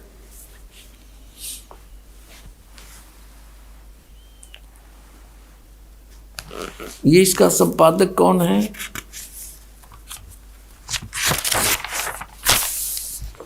हनुमान प्रसाद पोदार, ये है इसका संपादक। और ये कहाँ से छपा है? प्रकाशक एवं मुद्रक हैं गीता प्रेस गोरखपुर, गोविंद भवन कार्यालय कोलकाता का संस्थान। ये इनके फैक्स और फ़ोन नंबर हैं। अब इसके 98वें पृष्ठ से हम आपको सुनाएंगे। थोड़े से ही लेख में कंसेप्ट क्लियर हो जाएगा। ये रुद्र संहिता और ये 5वां अध्याय यहाँ अंत होता है। इसके लास्ट से लेंगे, इससे लिंक बन जाता है। अपने पुत्र नारद की यह बात सुनकर लोक पिता ब्रह्मा वहाँ इस प्रकार बोले। ब्रह्मा जी ने कहा, ब्रह्मन, ये 6वां अध्याय है रुद्र संहिता का शिव पुराण में, तुम सदा समस्त जगत के उपकार में ही लगे रहते हो। तुमने लोगों के हित की कामना से बहुत उत्तम बात पूछी है। जिस समय समस्त चराचर जगत नष्ट हो गया था, सर्वत्र केवल अंधकार ही अंधकार था, उस समय तत्सद्ब्रह्म इस श्रुति में जो सत सुना जाता है एकमात्र वही शेष था। अब 100 पृष्ठ पर आ गया। 99 पर 98 पर पढ़ दिया संक्षिप्त शिव पुराण। जिस परब्रह्म के विषय में ज्ञान और अज्ञान से पूर्ण उक्तियों द्वारा इस प्रकार विकल्प किए जाते हैं, उसने कुछ काल के बाद द्वितीय की इच्छा प्रकट की। उसके भीतर एक से अनेक होने का संकल्प उदित हुआ। तब उस निराकार परमात्मा ने, ये निराकार मानते हैं ब्रह्म को, ये ब्रह्म से शुरू होते हैं इनकी कहानी, अपनी लीला शक्ति से अपने लिए मूर्ति आकार की कल्पना की। जो मूर्ति रहित परम ब्रह्म है उसकी मूर्ति भगवान सदाशिव है। अर्वाचीन और प्राचीन विद्वान उन्हीं को ईश्वर कहते हैं। उस समय एकाकी रहकर सब इच्छा अनुसार विहार करने वाले उस सदाशिव ने अपने विग्रह से, विग्रह माने शरीर से, स्वयं ही एक स्वरूप भूता शक्ति की सृष्टि की। अब देख काल ने बका दिए, क्योंकि उसने एक अपने शरीर से आप एक लड़की निकाली जो उनके अपने शरीर अंग से कभी अलग होने वाली नहीं थी। उस पराशक्ति को प्रधान प्रकृति, दुर्गा को प्रकृति भी कहते हैं। ये देखो शिव पुराण भी स्पष्ट करा, प्रधान भी उसी को कहते हैं। गुणवती माया बुद्धि तत्व की जननी तथा विकार रहित बताया है। वह शक्ति अंबिका कही गई है। उसी को प्रकृति, सर्वेश्वरी और त्रिदेव जननी, तीनों देवताओं की माता, नित्य और मूल कारण भी कहते हैं। सदाशिव द्वारा प्रकट की गई उस शक्ति के 8 भुजाएं हैं। कति कंसेप्ट क्लियर हो गया कि ब्रह्मा विष्णु महेश की माता दुर्गा है और पिता यो ज्योत स्वरूपी निरंजन सदाशिव कहलाता है। नाना प्रकार के आभूषण उसके श्रीअंगों की शोभा बढ़ाते हैं। वह देवी नाना प्रकार की गतियों से संपन्न है और अनेक प्रकार के अस्त्र शस्त्र धारण करती है और एकाकिनी होकर भी वह माया संयोग वसात अनेक हो जाती है। वे जो सदाशिव हैं, जो इनका पिता है, दुर्गा का पति, उन्हें परम पुरुष ईश्वर, शिव, शंभु और महेश्वर कहते हैं। अब यहाँ देखो 101 पृष्ठ पर हम आगे रुद्र संहिता का हम ये 6वां अध्याय पढ़ रहे हैं। वे अब सदाशिव के उसके बारे में बता रहे हैं, उनको महेश्वर कहते हैं और वो अपने सारे अंगों पर भस्म रमाए रहते हैं। उन काल रूपी ब्रह्म ने स्पष्ट कर दिया, युग काल है जो महाशिव सदाशिव कहलाता है, ब्रह्मा विष्णु महेश का पिता है, दुर्गा का पति है।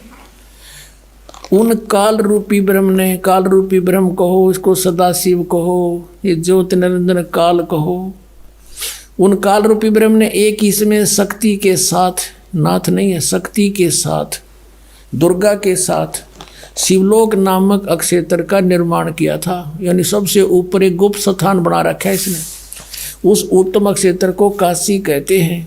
वह परम निर्वाण तथा मोक्ष स्थान है, सबके ऊपर विराजमान है। वे प्रिय और प्रियतम रूप है, पति और पत्नी रूप में कौन? शक्ति और शिव, दुर्गा और ये काल रूपी ब्रह्म जो परमानंद स्वरूप हैं, उस मनोरम क्षेत्र में नित्य निवास करते हैं।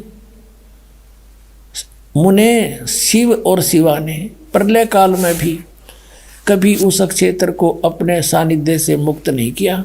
ये शिव काल है, ज्योत स्वरूपी निरंजन है, शिवा ये दुर्गा है। यहाँ देखिए, देवर से एक समय आनंद वन में रमण करते हुए शिवा और शिव के मन में, दुर्गा और काल के मन में यह इच्छा हुई कि किसी दूसरे पुरुष की सृष्टि करनी चाहिए, जिस पर यह सृष्टि संचालन का महान भार रखकर हम दोनों केवल काशी में रहकर सभी इच्छा अनुसार विचरें और निर्वाण धारण करें। इन्हें फिर एक पुत्र की उत्पत्ति का विचार किया।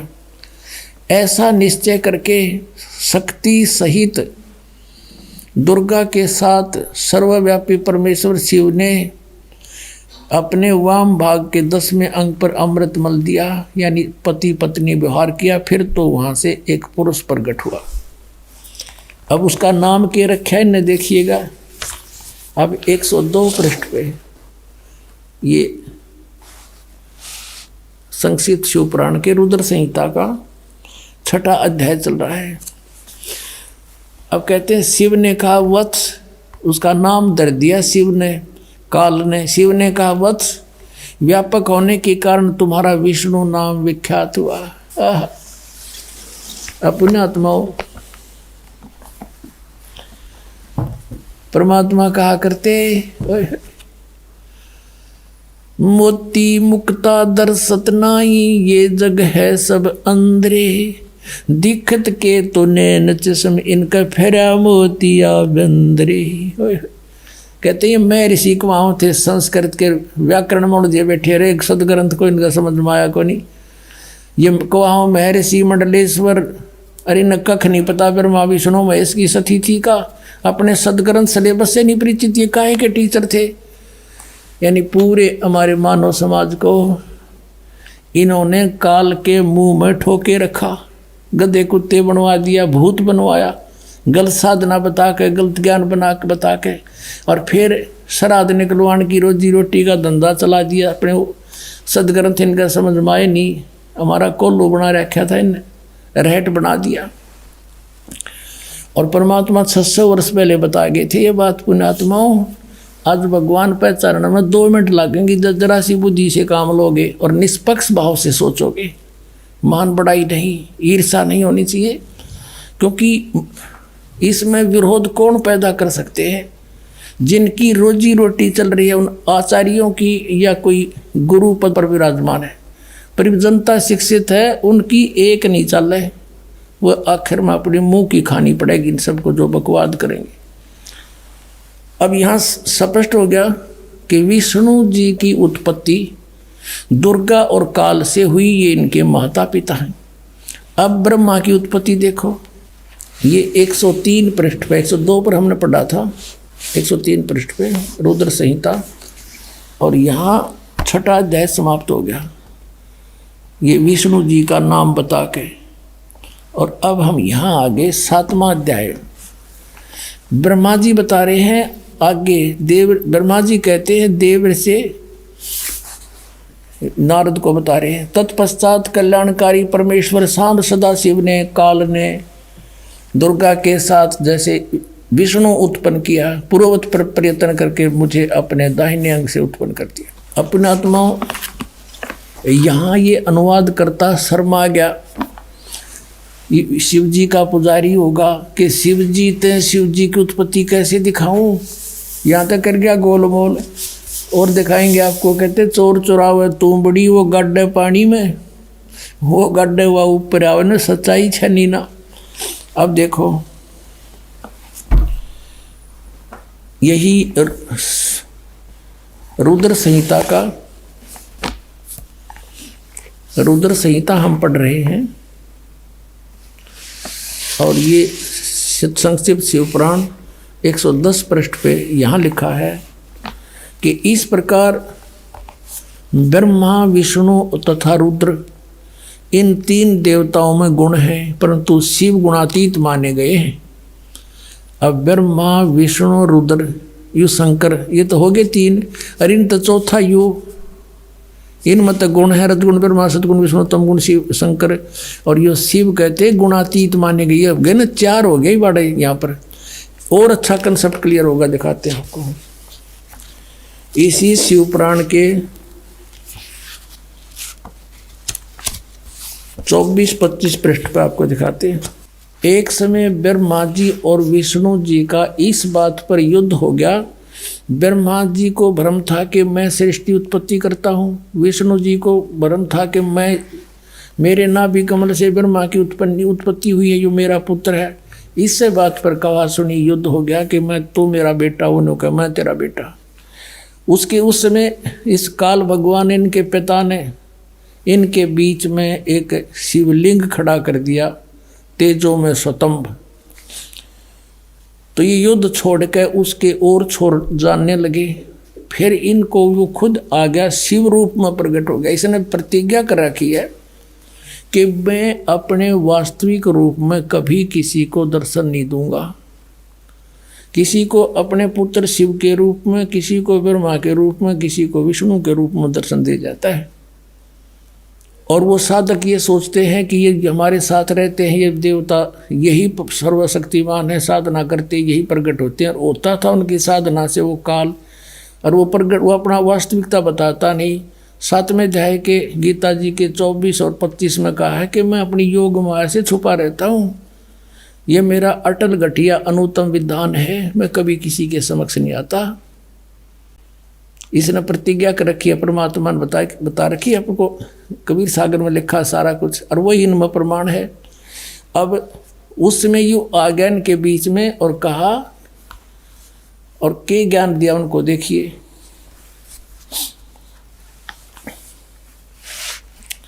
ये है विद्वेश्वर संहिता संक्षिप्त शिवपुराण पृष्ठ 24 पे। ये है वो शिवलिंग, यानी सतम तेजों में सतम ब्रह्मा और विष्णु के बीच में खड़ा कर दिया।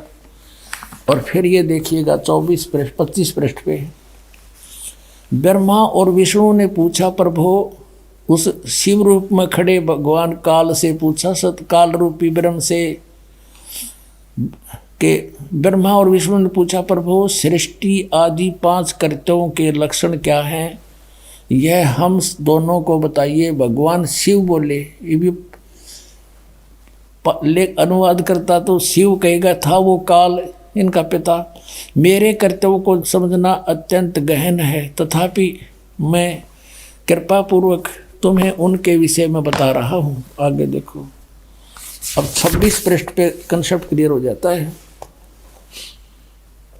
ये 26 पृष्ठ पे शिव पुराण का, यहाँ देखिएगा, पुत्रो, यू काल कहता है ब्रह्मा और विष्णु को, पुत्रो तुम दोनों ने तपस्या करके प्रसन्न हुए मुझ परमेश्वर से सृष्टि और सतिथि नामक 2 कृत प्राप्त किए, और ये दोनों तुम्हें बहुत प्रिय हैं। इसी प्रकार मेरी विभूति स्वरूप रुद्र और महेश्वर ने, ये ने है मैं नहीं है, 2 अन्य उत्तम कृत्य संहार और तिरोभाव मुझसे प्राप्त किए हैं। अब ये देखो, ब्रह्मा विष्णु महेश हो गए दोनों, ब्रह्मा और विष्णु, और 2 ये रुद्र और महेश्वर हो गए, और 5वां यू बोलनिया जो इनको पुत्र कह है, और परंतु अनुग्रह करते दूसरा कोई नहीं पा सकता। अनुग्रह यानी कृपा नहीं कर सकते तुम, कोई भी नहीं कर सकता, जो जैसा करेगा उसे भरना पड़ेगा। अब यहाँ फिर क्लियर हो जाता है कि ये काल है, ब्रह्म है, जिसने गीता बोली थी इसी शिवपुराण के 26 पृष्ठ पे रुद्र संहिता के। यहाँ देखना पुण्यात्माओं कमाल कर रखा है। ये कहता कि मैंने पूर्व काल में अपने स्वरूप भूत मंत्र का उपदेश किया है, जो ओंकार के रूप में प्रसिद्ध है। वह मंगलकारी मंत्र है। सबसे पहले मेरे मुख से ओंकार ओम प्रकट हुआ, जो मेरे स्वरूप का बोध कराने वाला। ओंकार वाचक है, मैं वाच्य हूँ, ये मंत्र मेरा स्वरूप ही है। प्रतिदिन ओंकार का निरंतर स्मरण करने से मेरा ही सदा स्मरण होता है, काल का स्मरण होता है। मेरे उत्तरवर्ती मुख से अकार, पश्चिम मुख से उकार, दक्षिण मुख से मकार, पूर्ववर्ती मुख से बिंदु और मध्यवर्ती मुख से नाद का प्राकट्य हुआ है। इस प्रकार 5 अवयवों से, 5 इन अंगों से युक्त ओंकार का विस्तार हुआ है। इन सभी अवयवों से एकीभूत होकर प्रणव ओम नामक एक अक्षर हो गया। हाय हाय। गीता जी अध्याय नंबर 8 के श्लोक नंबर 13 में कहता, गीता ज्ञान दाता ये काल रूपी ब्रह्म के ओम इति एकाक्षरम ब्रह्म व्यवहारण मामनुसमरण यह प्रयाति तदन देहम स याति परमाम गतिम। इससे सिद्ध है कि जो ब्रह्मा विष्णु महेश का पिता है वो गीता को बोल रहा है, और उसका ये ओम एक अक्षर है। अपने आत्माओं, परमात्मा ने 600 वर्ष पहले बताया था, धर्मदास ये जग बोरा ना, कोई न जाने पद निर्वाणा। यही कारण मैं कथा पसारा, सबसे कहिए एक राम न्यारा। अब अपनी महिमा आप ही बता रहे हैं। अब मैं तुमसे कहूँ चिताई, तेरे देव की उत्पत्ति भाई। कुछ संक्षेप कहूँ गहुराई, सब सन से तुमरे मिट जाई। कहते हैं माँ अष्टंगी पिता निरंजन, ये जमदारुण वंशन अंजन। पहले कीन निरंजन राई, पीछे से माया उपजाई। माया रूप देख अति शोभा, देव निरंजन तन मन लोभा। निरंजन कीने भोग विलासा, माया को रही तब आशा। 3 पुत्र अष्टंगी जाए, ब्रह्मा विष्णु शिव नाम धराए। अपने आत्माओं, ईब तो परमात्मा सामने आकर खड़ा हो गया कि आई एम गॉड। कबीर साहब कहते हैं आई एम गॉड। और बालक तो बालक अंधे से अंधा इन वचनों को सुनकर समझ सकता है कि हु इज गॉड। सबसे पहले हमने ये निर्णय करना है हु इज गॉड। अब ये क्लियर हो गया कि कबीर इज गॉड, यानी परमात्मा बिना ये सारी सबकी उत्पत्ति कैसे बतावे, काल की भी उत्पत्ति। गीता जी अध्याय नंबर 10 के श्लोक नंबर 2 में गीता ज्ञान दाता कहता है कि मेरी उत्पत्ति को ये देवता नहीं जानते। क्यों नहीं जानते? क्योंकि इनका उत्पत्ति करता मैं हूँ। अब पिता की डेट ऑफ बर्थ को संतान कैसे बता सकती है? और तो दादाजी बतावे, और वो दादाजी आए थे। अब कबीर परमात्मा ने इन अज्ञानी ऋषियों से एक ही प्रश्न किया था, कौन ब्रह्मा का पिता है, कौन विष्णु की माँ? शंकर का दादा कौन है, हमको जो बता। और ये हंसी करा करते, मजाक करते थे, देख क्या बकवास कर रहा है, ये झूठा है, कपटी है, अज्ञानी है, इसको संस्कृत भाषा नहीं आती है, झूठ बोलता है, श्रोताओं इसकी बातों में मत आना। और परमात्मा कहा करते, निरंजन धन तेरा दरबार, निरंजन धन तेरा दरबार, जहाँ पर तनिक न न्याय विचार। वैसा ओढ़े मुल मुल खासा, गल मोतियों के आर। वैसा ओढ़े मुल मुल खासा, गल मोतियों के आर। पति भरता को मिले न खादी, वो सूखा निरस आहार। निरंजन धन तेरा दरबार, निरंजन जहाँ पर तनिक न न्याय विचार। पाखंडी की पूजा जग में, संत को कहें लबाड़े। पाखंडी की पूजा जग में, संत को कहें लबाड़े। अज्ञानी को परम विवेकी, ज्ञानी को मूढ़ गंवार। निरंजन धन तेरा दरबार, जहाँ पर तनिक न न्याय विचार। कहे कबीर सुनो भाई साधो, यहाँ सब उल्टा व्यवहार। कहे कबीर सुनो भाई साधो, यहाँ सब उल्टा व्यवहार। सच्चों को तो ये झूठा बतावें, इन झूठों का एतबार। निरंजन धन तेरा दरबार, निरंजन धन तेरा दरबार, जहाँ पर तनिक न न्याय विचार। कहे कबीर सुनो भाई साधो, यहाँ सब उल्टा व्यवहार। सच्चों को तो ये झूठा बतावें, इन झूठों का एतबार। निरंजन धन तेरा दरबार।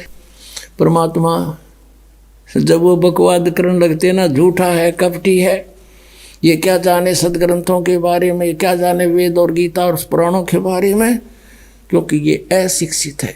और वो मंडलेश्वर विद्वान थे, हैं, कचकोल कढ़ा के, वो तो उस तरह फिरवा के 20 तिलक ला के, गले में माला पैर के दिखा बड़ा महात्मा पड़ा है भाई। इस बाह्य आडंबर से संत और असंत की पहचान नहीं होती। संत की पहचान ज्ञान से होती है।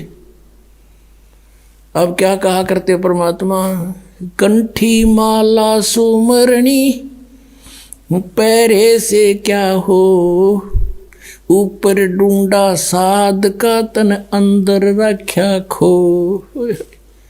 अंदर तो कख भी ज्ञान नहीं, ऊपर महात्मा बना दिखा, लंबी चोटी रख कर, बड़े बड़े माला पैर के, तिलक 20 लगा कर, ने सोचा बड़ा पहुंचा हुआ है, और संस्कृत बोल रहे। एक भाषा से विद्वान नहीं होता, अध्यात्म ज्ञान और तत्व ज्ञान से विद्वान होता है। अब आपको दिखाते हैं कि गीता ज्ञानदाता कहता है कि मेरी उत्पत्ति को, ये काल है जो निरंजन ब्रह्म श्री कृष्ण जी में बोल रहा है, ये देवता नहीं जानते क्योंकि मुझसे उत्पन्न हुए। देखिएगा श्रीमद् भगवत गीता, ये जय दयाल गोविंद का इसके अनुवादक हैं। अध्याय नंबर 10 का श्लोक नंबर 2 दिखाते हैं आपको, ये देखिएगा। अध्याय नंबर 10 और ये मंत्र नंबर 2, इसमें क्या कहा कि मेरी उत्पत्ति को, इससे सिद्ध है गीता ज्ञान दाता ब्रह्म काल की उत्पत्ति तो हुई है, जन्म तो हुआ है। न देवता लोग जानते हैं और न महर्षि जन जानते हैं, क्योंकि मैं सब प्रकार से देवताओं का और महर्षियों का आदि कारण हूँ, यानी मुझ से ही इनकी उत्पत्ति हुई है।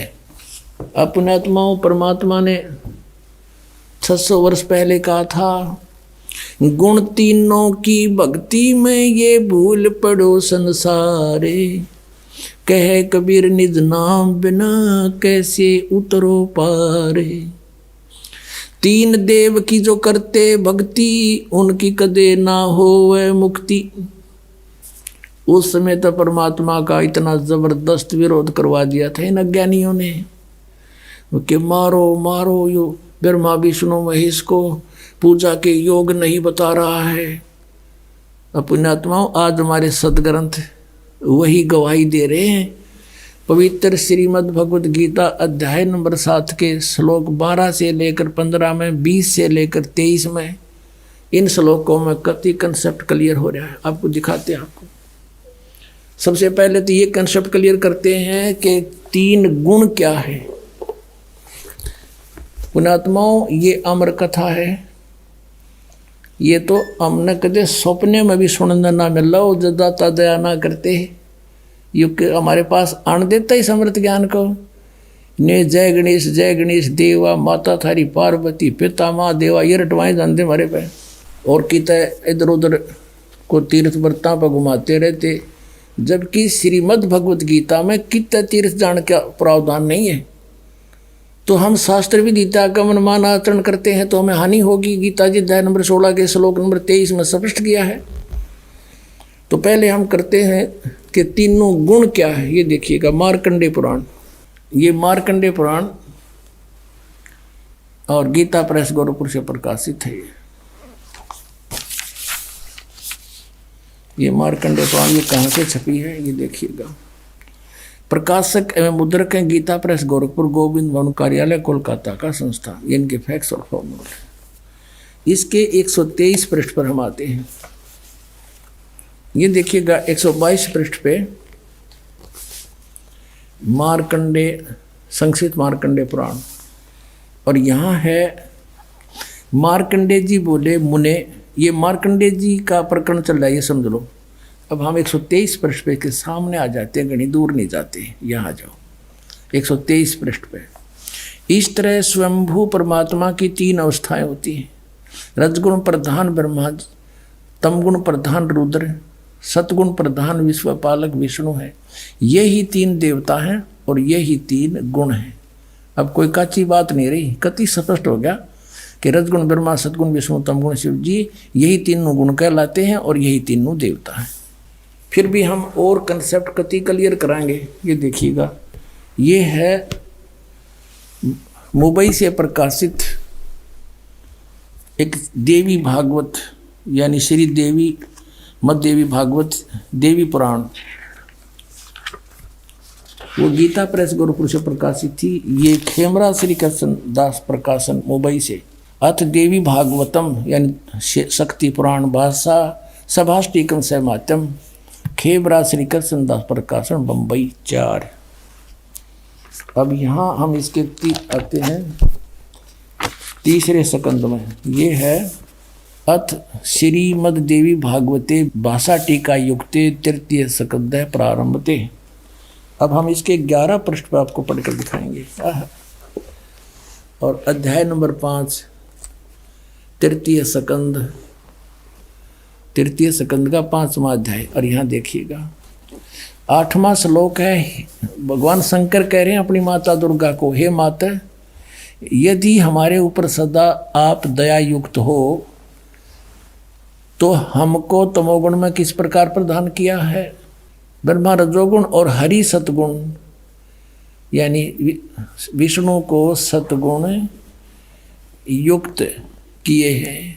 किस लिए किए हैं, युक्त क्यों किए हैं। फिर देखो, अब ये तो हमने हिंदी पढ़ा, अब संस्कृत देखो। यदि दया धर्मना न सदा अंबिके, यदि दया धर्मना, यदि आप हमारे ऊपर सदा दयालु हो, अंबिके सदा अंबिके कथम अहम विहिता च, शंकर जी कहते हैं क्यों मैं बना दिया, कैसे, किस लिए।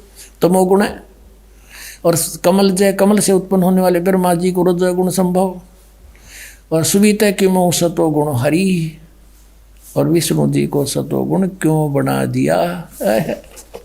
इति सिद्धम के रजगुण ब्रह्मा है, सतगुण विष्णु, तमगुण शिव जी। अपनात्मा परमात्मा ने एक अमृतवाणी कही थी, गुण तीनों की भक्ति में ये भूल पड़ो संसारे, कह कबीर निज नाम बिना ये कैसे उतरे पारे। तीन देव की जो करते भक्ति, उनकी कदे ना होए मुक्ति। इस बात का झगड़ा रहा करता मालिक साची कहा करते, हमारे वो झूठे गुरु भगवान का विरोध किया करते और कराया करते, जिसका खामियाना आज तक हम भोगते रहे। हमारे पूर्वज भूत बढ़ गए। गीता जी में 9वें अध्याय के 25वें श्लोक में कहा, जो भूत पूजेंगे वो भूत बनेंगे। भूत पूजा कौन सी? श्राद्ध निकालना, 13वीं करना, वर्षोद्धि करना, 6 करना, फिर वहाँ गंगा में गति करवा के आना, पिंड भरवाना, ये सारी भूत पूजाएं थी। और हम इनको बड़े चाव से करते थे कि ना करेंगे तुम्हारे पिताजी के लिए, बताओ अब ना करया क्या, पिताजी को नाम दिवा दो, बेड़ा पार, जरूरत नहीं कुछ भी करने की, पार हो जाएंगे सारे के सारे। अब देखो श्रीमद् भगवत गीता, और इसके जय दयाल गोविंद का अनुवादक है। गीता प्रेस गोरखपुर से ये प्रकाशित है। अंडरस्टूड? ये आपके समक्ष 7वें अध्याय को पढ़ेंगे। इस 7वें अध्याय में शुरू में ही इस काल भगवान ने कति साफ कह दिया। 7वां अध्याय प्रारंभ, हे प्रथम मंत्र में कहा है कि हे पार्थ, अनन्य प्रेम से मुझ में आसक्त चित्त तथा अनन्य भाव से मेरे प्राण होकर योग में लगा हुआ, भक्ति में लगा हुआ, जिस प्रकार से संपूर्ण विभूति बल युक्त, यानी समग्र पूर्ण रूप से इसका अर्थ है सबके आत्म रूप मुझको संशय रहित जानेगा, उसको सुने। कि ईब मैं ऐसा ज्ञान बताऊंगा जो तू मुझे अच्छी तरह समझ जाएगा मैं कौन हूं। और फिर दूसरे मंत्र में कहा है 7वें अध्याय के दूसरे श्लोक में कि मैं तेरे लिए इस विज्ञान सहित तत्व ज्ञान को, इस ज्ञान को पूर्णतः कहूँगा, और जिसको जानकर संसार में फिर कुछ भी जानने योग्य शेष नहीं रह जाता। कमाल कर दिया कति। अब देखो, अब हम इसी के 12वें श्लोक से शुरू करेंगे, 7वें अध्याय के 12वें श्लोक से। अब यहाँ से यहाँ कहता है, ये गीता ज्ञानदाता और भी जो सतगुण से उत्पन्न होने वाले भाव हैं, सतगुण से सतीथि, रजगुण से उत्पत्ति, तमोगुण से सहार, तो सतगुण से होने वाले भाव हैं, और जो रजोगुण तथा तमोगुण से होने वाले भाव हैं, उन सब को तो मुझसे ही होने वाले हैं ऐसा जान, परंतु वास्तव में उनमें ये मैं और वे मुझ में नहीं है। अब इसने स्पष्ट किया है, जैसे आपने श्री शिव पुराण में पढ़ा 9वें अध्याय के लास्ट में 110 पृष्ठ पर, गीता प्रेस गोरखपुर से प्रकाशित में, कि इस प्रकार तीनों देवताओं में गुण है परंतु शिव गुणातीत माना गया। ये काल कह रहा है, गीता बोल रहा है वो, कि मैं उनमें नहीं हूँ और ये तीनों देवताओं में गुण हैं। अब देखो 13वें में, गुणों के कार्य रूप सात्विक, राजस और तामस, इन 3 प्रकार के भावों से ये सारा संसार प्राणी समुदाय मोहित हो रहा है। इन तीनों गुणों से परे, यानी ब्रह्मा विष्णु महेश से अलग जो मैं हूँ काल ब्रह्म, मुझ अविनाशी को नहीं जानता। इन तीनों देवताओं तो ऊपर मुझे नहीं जानते, ये इन्हीं की पूजा करते रहते हैं। अब 14वें श्लोक में 7वें अध्याय के, इसमें क्या कहा है, क्योंकि यह अलौकिक अर्थात अति अद्भुत त्रिगुणमयी मेरी माया, रजगुण ब्रह्मा, सतगुण विष्णु, तमगुण शिव जी के द्वारा फैलाया गया जाल बड़ी दुस्तर है। ये माया बड़ी खतरनाक है, और जो पुरुष मुझको निरंतर भजते हैं, ये ब्रह्म कहता है जो मेरी भक्ति करते हैं वो माया का उल्लंघन कर जाते हैं, वो ब्रह्मा विष्णु महेश की पूजा नहीं करते, इनसे ऊपर उठ जाते हैं। और 15वें में कंसेप्ट क्लियर कर दिया। माया के द्वारा जिनका ज्ञान हरा जा चुका है, त्रिगुणमयी माया, रजगुण ब्रह्मा, सतगुण विष्णु, तमगुण शिव जी के द्वारा, उनकी भक्ति से ऊपर जो कुछ सुनने को तैयार नहीं, कुछ करने को तैयार नहीं, उनका उन्हीं से मिलने वाले लाभ पर आश्रित हो चुके हैं, उनका ज्ञान हरा जा चुका है, असुर स्वभाव को धारण किए हुए मनुष्यों में नीच और दूषित कर्म करने वाले मूढ़ लोग, मूर्ख मुझको नहीं भजते। अपने आत्माओं ये स्पष्ट कर दिया कि अन्य देवता रजगुण ब्रह्मा, सतगुण विष्णु, तमगुण शिव जी की जो भक्ति करते हैं वो राक्षस स्वभाव को धारण किए हुए मनुष्यों में नीच दूषित कर्म करने वाले मूर्ख। गीता ज्ञानदाता कहता है वो मेरी भक्ति भी ना करते, इन्हीं तक सीमित है। और देखो आगे इसमें 16 से लेकर 19 तक फिर इसने अपने विषय में बताया कि मेरी भक्ति 4 प्रकार के करते हैं।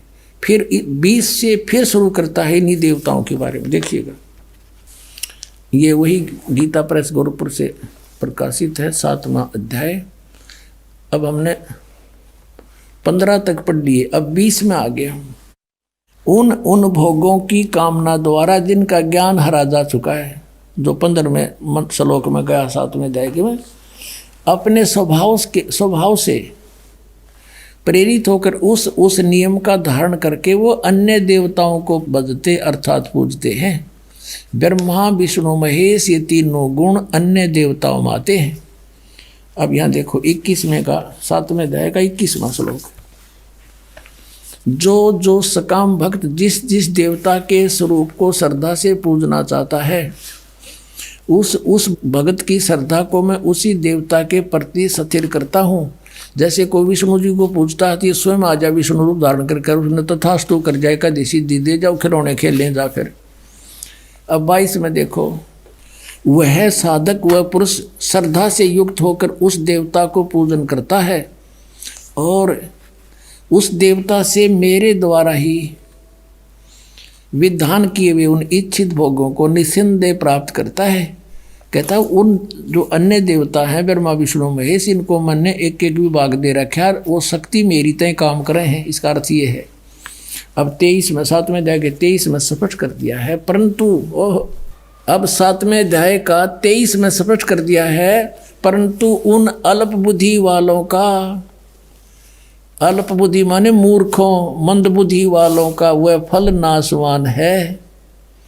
देवताओं को पूजने वाले देवताओं को प्राप्त होते हैं, और मेरे भगत मुझको ही प्राप्त होते हैं। इन्होंने ये डंगा डाल दिया, चाहे जैसे ही भजे, चाहे कोई बात हुई। गीता जी कहता है कि एक मेरा तो एक वो मंत्र, उसके अतिरिक्त कुछ भी नथिंग एल्स। ये इन्होंने आ पढ़ा दिया, चाहे जैसे भी भजे, हरे राम हरे कृष्ण करें। इनका उद्देश्य ये है यहाँ डंगा डाण का। मेरे भक्त मुझको ही प्राप्त होते हैं, इतना सा बात है। अपने आत्माओं रजगुण ब्रह्मा, सतगुण विष्णु, तमगुण शिव जी ये अन्य देवताओं में आते हैं, और शास्त्र विधि को त्याग कर जो मनमाना आचरण करते हैं उनको कोई लाभ नहीं होता। 16वें अध्याय के 23वें श्लोक में कहा है। अब यहाँ थोड़ा सा कंसेप्ट और क्लियर करते हैं। अब जैसे 16वें अध्याय के 23वें श्लोक में ये कहा कि शास्त्र विधि को त्याग कर जो मनमाना आचरण करते हैं उनको कुछ भी लाभ नहीं होता, ना उनकी गति हो, ना उनको कोई सुख हो, और ना उनकी कोई सिद्धि प्राप्त हो। यूजलेस। फिर क्या फायदा उस भक्ति का। और देखिएगा इन तीनों देवताओं की भक्ति भी शास्त्र विधि त्याग का मनमाना आचरण है। ये देखिएगा, यही गीता प्रेस गोरखपुर से प्रकाशित है। 16वें अध्याय का 23वां श्लोक दिखाते हैं। ये 16वां अध्याय और इसका 23वां श्लोक यहाँ पर है। जो शास्त्र विधि को त्याग कर अपनी इच्छा से मनमाना आचरण करते हैं वह न सिद्धि को प्राप्त होता है, न परम गति को, और न सुख को ही। यूजलेस। अब यहाँ 24वें श्लोक में 16वें अध्याय में कहा है, इससे तेरे लिए कर्तव्य और अकर्तव्य की व्यवस्था में शास्त्र ही प्रमाण है। यानी जो सदग्रंथों में विधि लिखी वही करना, और किसी की दंत कथा से हरे राम कृष्ण कृष्ण राधे राधे ये नहीं करना। ऐसा जानकर शास्त्र विधि से नियत कर्म करने योग्य हैं, और यानी शास्त्र के अंदर जो वर्णन है वही करना।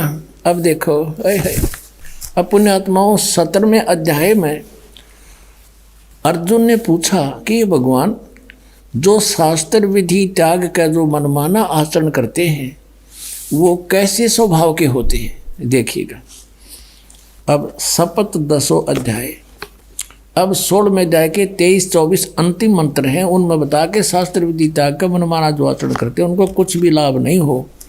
तो अर्जुन ने पूछा, क्योंकि अर्जुन उसको कृष्ण मान रहा है, श्री कृष्ण में बोल रहा था वो ब्रह्म, हे कृष्ण, जो मनुष्य शास्त्र विधि को त्याग करे और श्रद्धा से युक्त देव आदि का पूजन करते हैं। अब जो के जो शास्त्रीय विधि त्याग कभी कुछ जिसकी जो पूजा करते हैं उनकी स्थिति कौन सी है, सात्विक है अथवा राजसी या तामसी? अब यहाँ उत्तर देता है गीता ज्ञानदाता दूसरे श्लोक में 17वें अध्याय के में, मनुष्यों की वह शास्त्रीय संस्कारों से रहित केवल स्वभाव से उत्पन्न श्रद्धा, शास्त्रों से हटकर मनमानी जो श्रद्धा है वह सात्विक, राजसी और तामसी, ये 3 प्रकार की होती है। उसको मुझसे सुन। अब ये दास आपको इसमें तो आपका समझ में आवा नहीं, क्योंकि ये तो पढ़ते हैं आपने 5500 वर्ष हो गए, ये समझ में आओ तो फिर बात तय की थी। अब दास बताओगा इसमें क्या क्या है कि शास्त्र विधि त्याग का मनमाना आचरण तो कंडम बता दिया, यूजलेस। फिर भी पूछा कि वो करे हैं, वो होश है किसी स्वभाव के जो देवताओं की पूजा करते हैं ना, शास्त्र विधि त्याग कर डोहे तो वो डड़े हैं, लेकिन वो अच्छी आत्मा होती है जो देवताओं तक सीमित है और बकवाद नहीं करते।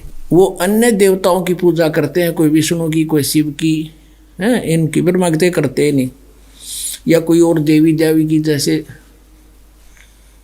कोई तो कांगड़ा वाले की तो फलाने वाली की, कहते है तो यूजलेस, पर इनका स्वभाव है अच्छी आत्मा, तो देवताओं की पूजा करते हैं।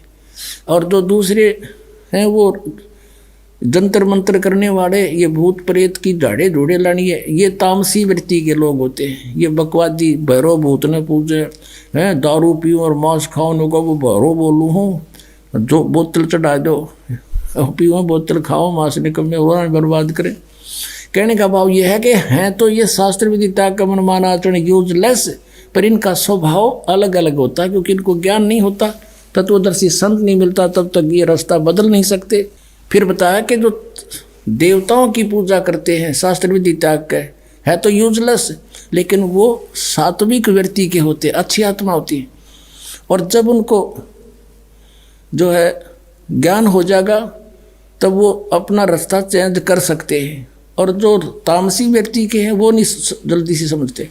अब यहाँ गीता जी अध्याय नंबर 7 के श्लोक नंबर 12 से 15 में क्या कहा है? तीनों गुणों के पुजारी, अन्य देवता में आते तीनों गुण, रजगुण ब्रह्मा, सतगुण विष्णु, तम गुण शिव जी। राक्षस स्वभाव को धारण किए मनुष्यों में नीच दूषित कर्म करने वाले गीता ज्ञानदाता कहता मुझे भी ना बजते ये। और फिर कहता मेरी भक्ति 4 प्रकार के करते हैं, आरथ, अर्थार्थी, जिज्ञासु और ज्ञानी। परमेश्वर कबीर जी ने कहा था, गुण तीनों की भक्ति में ये भूल पड़ो संसारे, कह कबीर निज नाम बिना कैसे उतरो पार। निज नाम ये सतनाम है 2 अक्षर का, और सार नाम वो अलग है, आदि नाम जिसे कहते हैं। 3 देव की जो करते भक्ति, उनकी कदे ना हो मुक्ति। और वो हमारी गीता जी कह रही है कि शास्त्र विधि को त्याग कर जो मनमाना आचरण करते हैं यूजलेस, ना उनकी परम गति हो, ना उनको सिद्धि प्राप्ति हो, ना कोई सुख हो, फिर किस लिए डलेड हो रहे हो?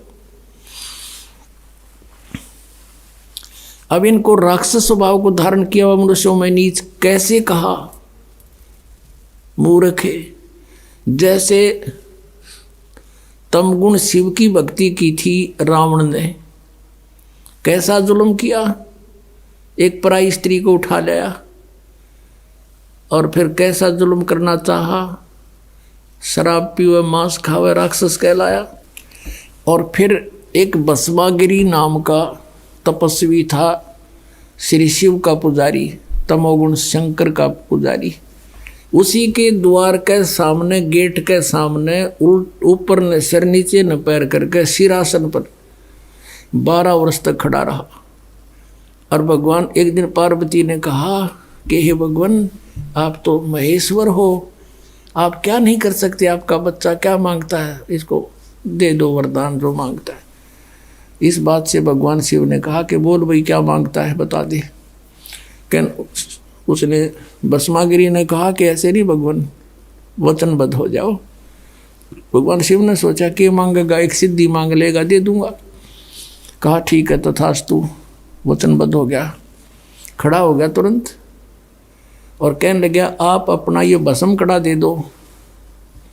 भगवान शिव ने एक भस्म कड़ा हाथ में पहन रखा था और उसमें ऐसी शक्ति थी कि किसी के सिर पर रख के यूं कर दे सिर की तरफ के भस्म कर देता था, उसको मार डालता था, जला देता था। भगवान शिव ने सोचा भस्म कड़ा मांगा है, कोई बात नहीं, साधु है, जंगल में रहता है, राक्षसों से बचाव के लिए मांगता होगा। दे दिया कड़ा निकाल के।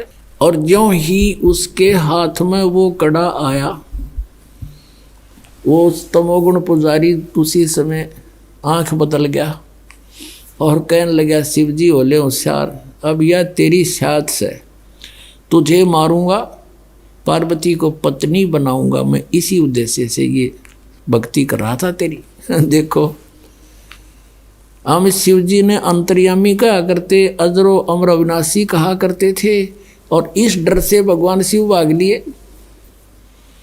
आगे आगे भगवान, पाछे पाछे पुजारी जा खखाट उठा। यदि ये अविनाशी होते तो हमारी बुद्धि वहाँ भी काम नहीं करी कदे भाई कि भगवान बाजे क्यों। तो ये कह दिया करते हमने मूर्ख प्राण खाते तो लीला करे थे, यह टट्टू लीला थी, सांस चढ़ रहे। वाह भाई वाह। अब इनकी रक्षा भी परमात्मा ही करते। वहाँ आगे पार्वती रूप बना के परमेश्वर कहते हैं, करे करावे साइया मन में लहर उठा, दादू सिर दर्जीब के वो आप बगल हो जा। तो वहाँ आके उस भस्मागिरी पाछे पाछे भाग्या जाता, वहाँ खड़े हो गए पार्वती रूप में और कहा आ जाओ पुजारी जी, कहाँ जा रहे हो। उसने देखा, कहा पार्वती आली। वो खड़ा हो गया और कहा पार्वती रूप में भगवान ने कि अब वो तेरे निकट थोड़ा ही आ सकता है, आपके पास तो कड़ा है ना। कहा बिल्कुल ठीक है, आओ यहाँ कुछ देर बातें करेंगे। और फिर पार्वती रूप में प्रभु ने कहा कि मुझे डांस करके दिखा दे ताकि मैं प्रसन्न हूँ तेरे ते। वो कहने लगा मैं तो तपस्वी आदमी कदे डांस करा नहीं, कैसे करूँ। अक मैं बताती हूँ, इस हाथ को ऐसे करो, इस टांग को ऐसे करो, इसको ऐसे करो, इसको और ऊपर करो। जिस हाथ में कड़ा था सिर पर करवा लिया उससे कर, फिर कह दिया भस्म, और भस्मागिरी मर गया। अब वो कड़ा लेकर विष्णु रूप धारण करके परमात्मा वहाँ पहुँचे शिव जी के सामने जहाँ वो भागे जा रहे थे। और भगवान विष्णु जी को देख कर कहने लगा, भाग्या विष्णु भाग्या। और क्या हो गया कि भस्म कड़ा ले लिया, भस्मागिरी ने मेरे साथ धोखा करके, वो मारेगा। तो भगवान ने कहा कि ये ले कड़ा तेरा, ये मेरे पास है। अक नहीं नहीं वही है, कहा वही है ये ना दच्ची, अक सचमुच है। मैंने ऐसे ऐसे पार्वती रूप बना करके वहाँ पहुँचा, उसको सारी समझाई। जब उसका दिल डटा, उसकी राख देख ली, भगवान शिव ने जब उसकी भस्मागिरी की राख देख ली ना जले हुए की, जब तसल्ली हुई अपने आत्मा, उसके बाद वो भस्मागिरी भस्मासुर कहलाया, भस्मा राक्षस।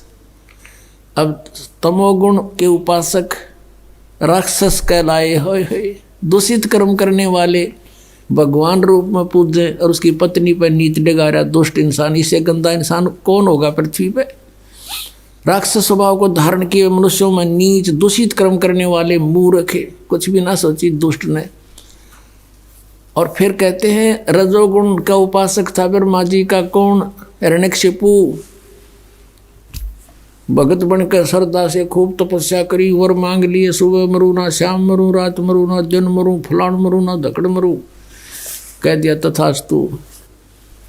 फिर उसने सोची हल्दी की गांठ मिल गई, तू पंसारी हो गया, भगवान बन गया। सब ने नो कहा मेरा नाम लो, विष्णु का नाम मत ले लियो, अपना नाम जपावर नक्षपू करो। अरे मूर्ख। अब भगवान ने उसके घर में भेज दिया खम्ब प्रहलाद और वो कहा नहीं पिताजी, हिरण्यकशिपु भी कोई मंत्र होता है, भगवान के नाम से लाभ होगा। पिता पुत्र का झगड़ा हो गया इससे बात पे, और ऐसे जुल्म किए उस पुण्यात्मा के साथ, उस राक्षस स्वभाव को धारण किए हुए मनुष्यों में नीच दूषित कर्म करने वाले मूर्ख हिरण्यकशिपु ने, ब्रह्मा रजगुण के उपासक ने। अब यहाँ कहते हैं, अब क्या बताते हैं, सूक्ष्म वेद में कहा परमात्मा ने कि हिरण्यकुश छाती तोड़वाई और ब्राह्मण बाणा और कर्म कसाई। वो तो ब्राह्मण भगत को आवे हैं, भगत का तो बाणा उसका हैं, और कर्म इसे कसाई कैसे अपने मासूम बच्चे को मारने के लिए ना जाने कितने ओछे हथकंडे अपनाए। हिरण्यकशिपु छाती तोड़वाई और ब्राह्मण बाणा कर्म कसाई, रजोगुण का उपासक था, राक्षस कहलाया हिरण्यकशिपु। अब एक बार हरिद्वार के अंदर हर की पैड़ी पे कुंभ के मेले का सूत सज गया। वहाँ पर एक पर भी लगगी, इनके अपने अपने हिसाब से बनाई हुई मनमाना आचरण है, ये शास्त्र विधि को त्याग के। और उसमें क्या करते हैं, जब जहाँ किसी पर कुंभ के मेले की पर भी लगती है, ये सभी स्नान करने जाते हैं और ये मानते हैं ये खुद कि वहाँ नहाने से बेड़ा पार हो जाएगा। उनका बेड़ा पार तो यानी बेड़ा गर्क जरूर हो गया। अब सुनाता हूँ। अब ये वहाँ कुंभ के मेले पर स्नान करने जब जाते हैं तो अपने अपने ग्रुप में इकट्ठे हो जाते हैं। गिरी अलग, पुरी अलग, सन्यासी न्यारे, नागा अलग, नाथ न्यारे, कनपाड़े न्यारे, बिना कनपाड़े अलग से, और वैष्णव के उपासक वो वैष्णव न्यारे, विष्णु के उपासक, तमोगुण सतोगुण के उपासक। तो वहाँ सब अपने अपने ग्रुप में इकट्ठे हो जाते हैं। जब स्नान का समय आता है सभी प्रस्थान कर देते हैं अपने मुखिया के पीछे पीछे। तो सबसे पहले नागा चले गए, पहुँच गए हर की पैड़ी पे ऊपर भी कल्याण करवाने के लिए, नहाने के लिए। पीछे से वैष्णु आगे, विष्णु जी के उपासक, सतोगुण के उपासक, और नागा थे वो बिल्कुल नंगे रहते हैं, नेक्ड, वो तमोगुण के उपासक शिव जी के। पीछे से विष्णु उपासकों ने, सतोगुण के उपासकों ने कहा कि ए नागाओ, हम सर्वश्रेष्ठ हैं, हम प्रथम स्नान करेंगे, तुम बाहर आ जाओ, पहले नहीं नहाओगे तुम। अब वो नागाओं ने कहा कि हम सर्वश्रेष्ठ हैं, हम त्यागी और वैरागी हैं, हम कोई कपड़ा भी नहीं रखते तन पर, हम सबसे प्रथम नहाएंगे, हम सर्वश्रेष्ठ हैं। वैष्णु साधु कहने लगे, शरण फड़ो, तुम टट्टी के हाथ भी ना धोते, पशु की तरह नंगे फिरो, तुम कहे कि श्रेष्ठ हो, बाहर मरो, हम नहाएंगे पहले। अब वहाँ बैठ गए तीनों गुण। अब उसी समय इनका जूत बाज गया, नाना भी भूल गए, भगवान भी भूल गए, हर की पैड़ी भी याद ना रही इनकर, पर भी भूल गए। 25,000 ये त्रिगुण उपासक, इन तीनों भगवानों के उपासक वह कटका मर गए, कत्लेआम कर दिया, गंगा का पानी लाल कर दिया, लाश बहती जाओ उनमें, और तेरा गजब हुई। इसके बारे में परमात्मा ने कहा है कि तीर तुपक तलवार कटारी ये जम दड़ जोर बधावे हैं, हर पैड़ी हर हेत ना जाना, और वहाँ जा तेग चलावे हैं, काटे शीस नहीं दल करुणा, ये जग में साध को आवे हैं, और जो जन इनके दर्शन को जावे उनको भी नरक पठावे हैं। हे भगवान, पुण्यात्माओं, हम कति अंधे कर रखे थे इस काल ने, हम इन महात्मा मान्या करते, इसे जुल्म करनिया ने। अब कहते काटे शीस नहीं दिल करुणा, इतनी भी दया नहीं, और कत्लेआम कर डाला, छोरी गपो दे हैं, तलवार ते काट गिरे, बड़कियाँ खा ली एक दूसरे ने। ये है और तीनों गुणों के उपासक, राक्षस स्वभाव को धारण किए हुए मनुष्यों में नीच दूषित कर्म करने वाले मूर्ख। ये पुण्यात्माओं दास नहीं कह रहा, ये इनका इतिहास कह रहा है। श्रीमद् भगवत गीता बता रही है, और 600 वर्ष पहले परमात्मा बता रहे थे, परमेश्वर कबीर साहब, गुण तीनों की भक्ति में ये भूल पड़ो संसार, कहे कबीर निज नाम बिना ये कैसे उतरे पार, तीन देव की जो करते भक्ति उनकी कदे ना होवे मुक्ति। बोलो सतगुरुदेव। भजन करो उस रब का जो दाता है कुल सब का, भजन करो उस रब का जो दाता है कुल सब का। वो कौन है? वो कबीर देव है। बोलो सतगुरुदेव।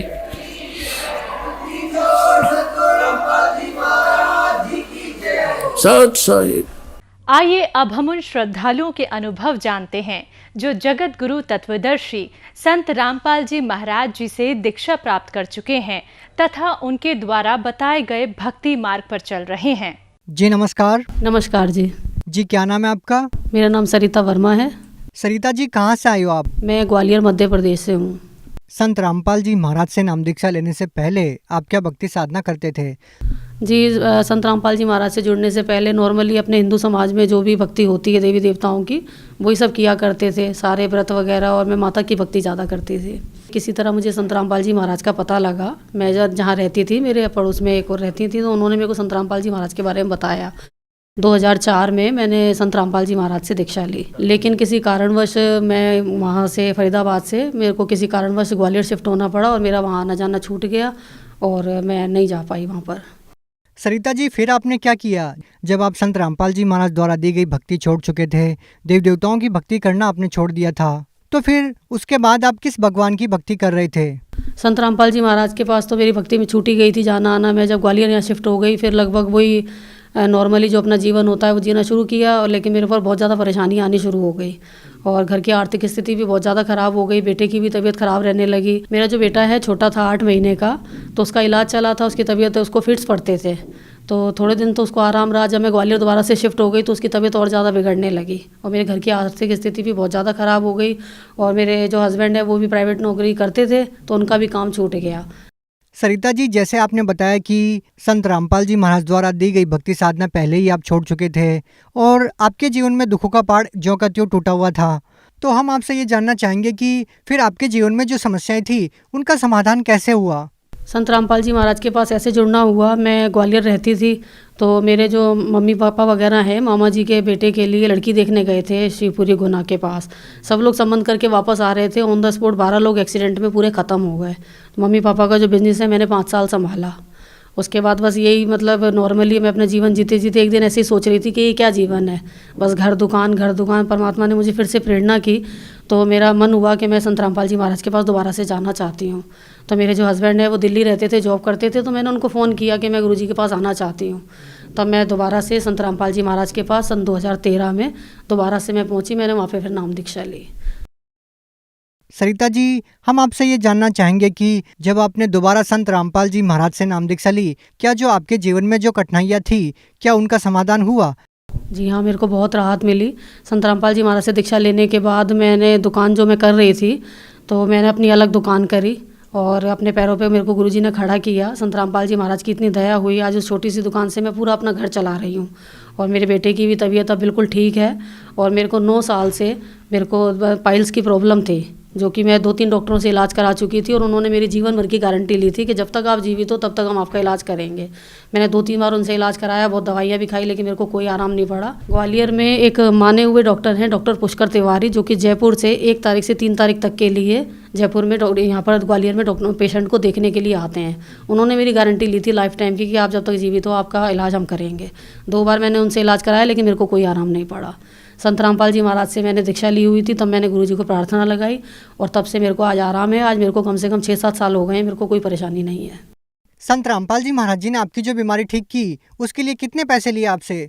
कोई पैसे नहीं लिए। सरिता जी संत रामपाल जी महाराज के बारे में ये कहा जाता है कि वो बीमारी दूर करने के लिए, नशा छुड़वाने के लिए पैसे लेते हैं, तो आपसे कितने पैसे लिए संत रामपाल जी महाराज ने आपकी परेशानियों को ठीक करने के लिए? जी नहीं, ये बिल्कुल गलत है, ऐसा कुछ भी नहीं है। संत रामपाल जी महाराज शास्त्र प्रमाणित सतभक्ति विधि बताते हैं, जो कि मर्यादा में रहकर करने से सभी प्रकार के रोग कष्ट अपने आप सही हो जाते हैं। उनके मंत्रों में इतनी पावर है कि अगर मर्यादा में रहकर की जाए तो कैसी भी लाइलाज बीमारी हो वो जड़ से खत्म हो जाती है। और क्या क्या लाभ मिले आपको? मेरा बेटा जो कि 8 महीने का था तो उसको दौरे पड़ते थे, तो ग्वालियर के बहुत अच्छे एक डॉक्टर हैं, डॉक्टर लवलेकर, उनके पास उसका ट्रीटमेंट चला था 3 साल, तब तो वो ठीक था। 12 साल के बाद उसको दोबारा से फिर वही परेशानी होने लगी थी। डॉक्टर के पास उसको दिखाया तो उसकी समस्या और ज़्यादा बढ़ गई थी, जो कि महीने में पढ़ते थे तो उसको रोज़ पढ़ने लगे और पूरे दिन में कई बार पढ़ने लगे। तब मैंने संत रामपाल जी महाराज को मैंने प्रार्थना लगाई, आज वो गुरुजी की दया से बिल्कुल ठीक है। इसके अलावा ये भी कि मेरे पैरों में बहुत दिक्कत थी, एड़ियों की हड्डी जो है डॉक्टर ने बढ़ी हुई बताई थी। ग्वालियर के माने हुए डॉक्टर हैं, डॉक्टर सुनील अग्रवाल, उनसे मैं 2-3 बार ट्रीटमेंट करा चुकी हूँ। उन्होंने कहा था आपके पैरों की एड़ियों की हड्डियाँ बढ़ गई हैं, इस वजह से मेरे पैरों में बहुत दर्द रहता था। थोड़ा सा भी उठ के मैं बैठ के जब चलती थी तो ठीक से चल नहीं पाती थी। तो आज मैं संत रामपाल जी महाराज से जब से मैंने दीक्षा ली है, आज मैं बिल्कुल ठीक हूँ। मेरे कोई पैरों में मेरे कोई दर्द नहीं है। और संत रामपाल जी महाराज की इतनी दया हुई है कि छोटी सी दुकान है मेरी और गुरुजी की दया से बहुत अच्छी चलती है। और आज मैंने 7 लाख रुपए का फ्लैट भी ले लिया है। संत रामपाल जी महाराज से आपको इतने सारे लाभ मिले हैं, लेकिन जब हम सांसारिक रूप से लोगों की दयनीय स्थिति देखते हैं तो ये समझना और लोगों का विश्वास कर पाना ये मुश्किल है कि एक संत से नाम दीक्षा लेने के बाद आपको आर्थिक लाभ भी मिलेगा, आपको शारीरिक लाभ भी मिलेगा। जब दवाइयाँ काम करना बंद कर देती है, वो दवाइयाँ भी काम करना शुरू कर देती है, आपके सारे रोग दूर हो जाते हैं। लोग इस बात पे विश्वास कैसे करेंगे?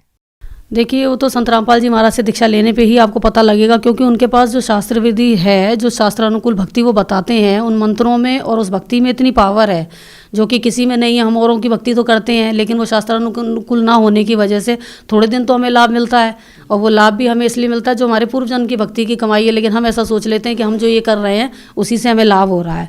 वो थोड़े दिन के लिए आराम मिलता है, फिर वही घर में परेशानियाँ आनी शुरू हो जाती हैं। लेकिन संत रामपाल जी महाराज की जो भक्ति है वो शास्त्र प्रमाणित है, और अगर हम मर्यादा में रहकर करेंगे तो हमारे ऊपर किसी प्रकार का कोई कष्ट नहीं आएगा। तो सरिता जी, आज के दिन संत रामपाल जी महाराज से नाम दीक्षा कैसे ली जा सकती है? संत रामपाल जी महाराज के टीवी चैनलों पे, बहुत सारे टीवी चैनलों पे सत्संग आते हैं। उन सत्संग में नीचे पीले रंग की पट्टी चलती है, उस पे आश्रम के मोबाइल नंबर दिए हुए हैं। आप जहाँ भी रहते हैं उस जगह पे आप उनको फ़ोन करके आप नामदान केंद्र का पता लगा सकते हैं और वहाँ से नाम दीक्षा ले सकते हैं। जी धन्यवाद। जी सत साहिब।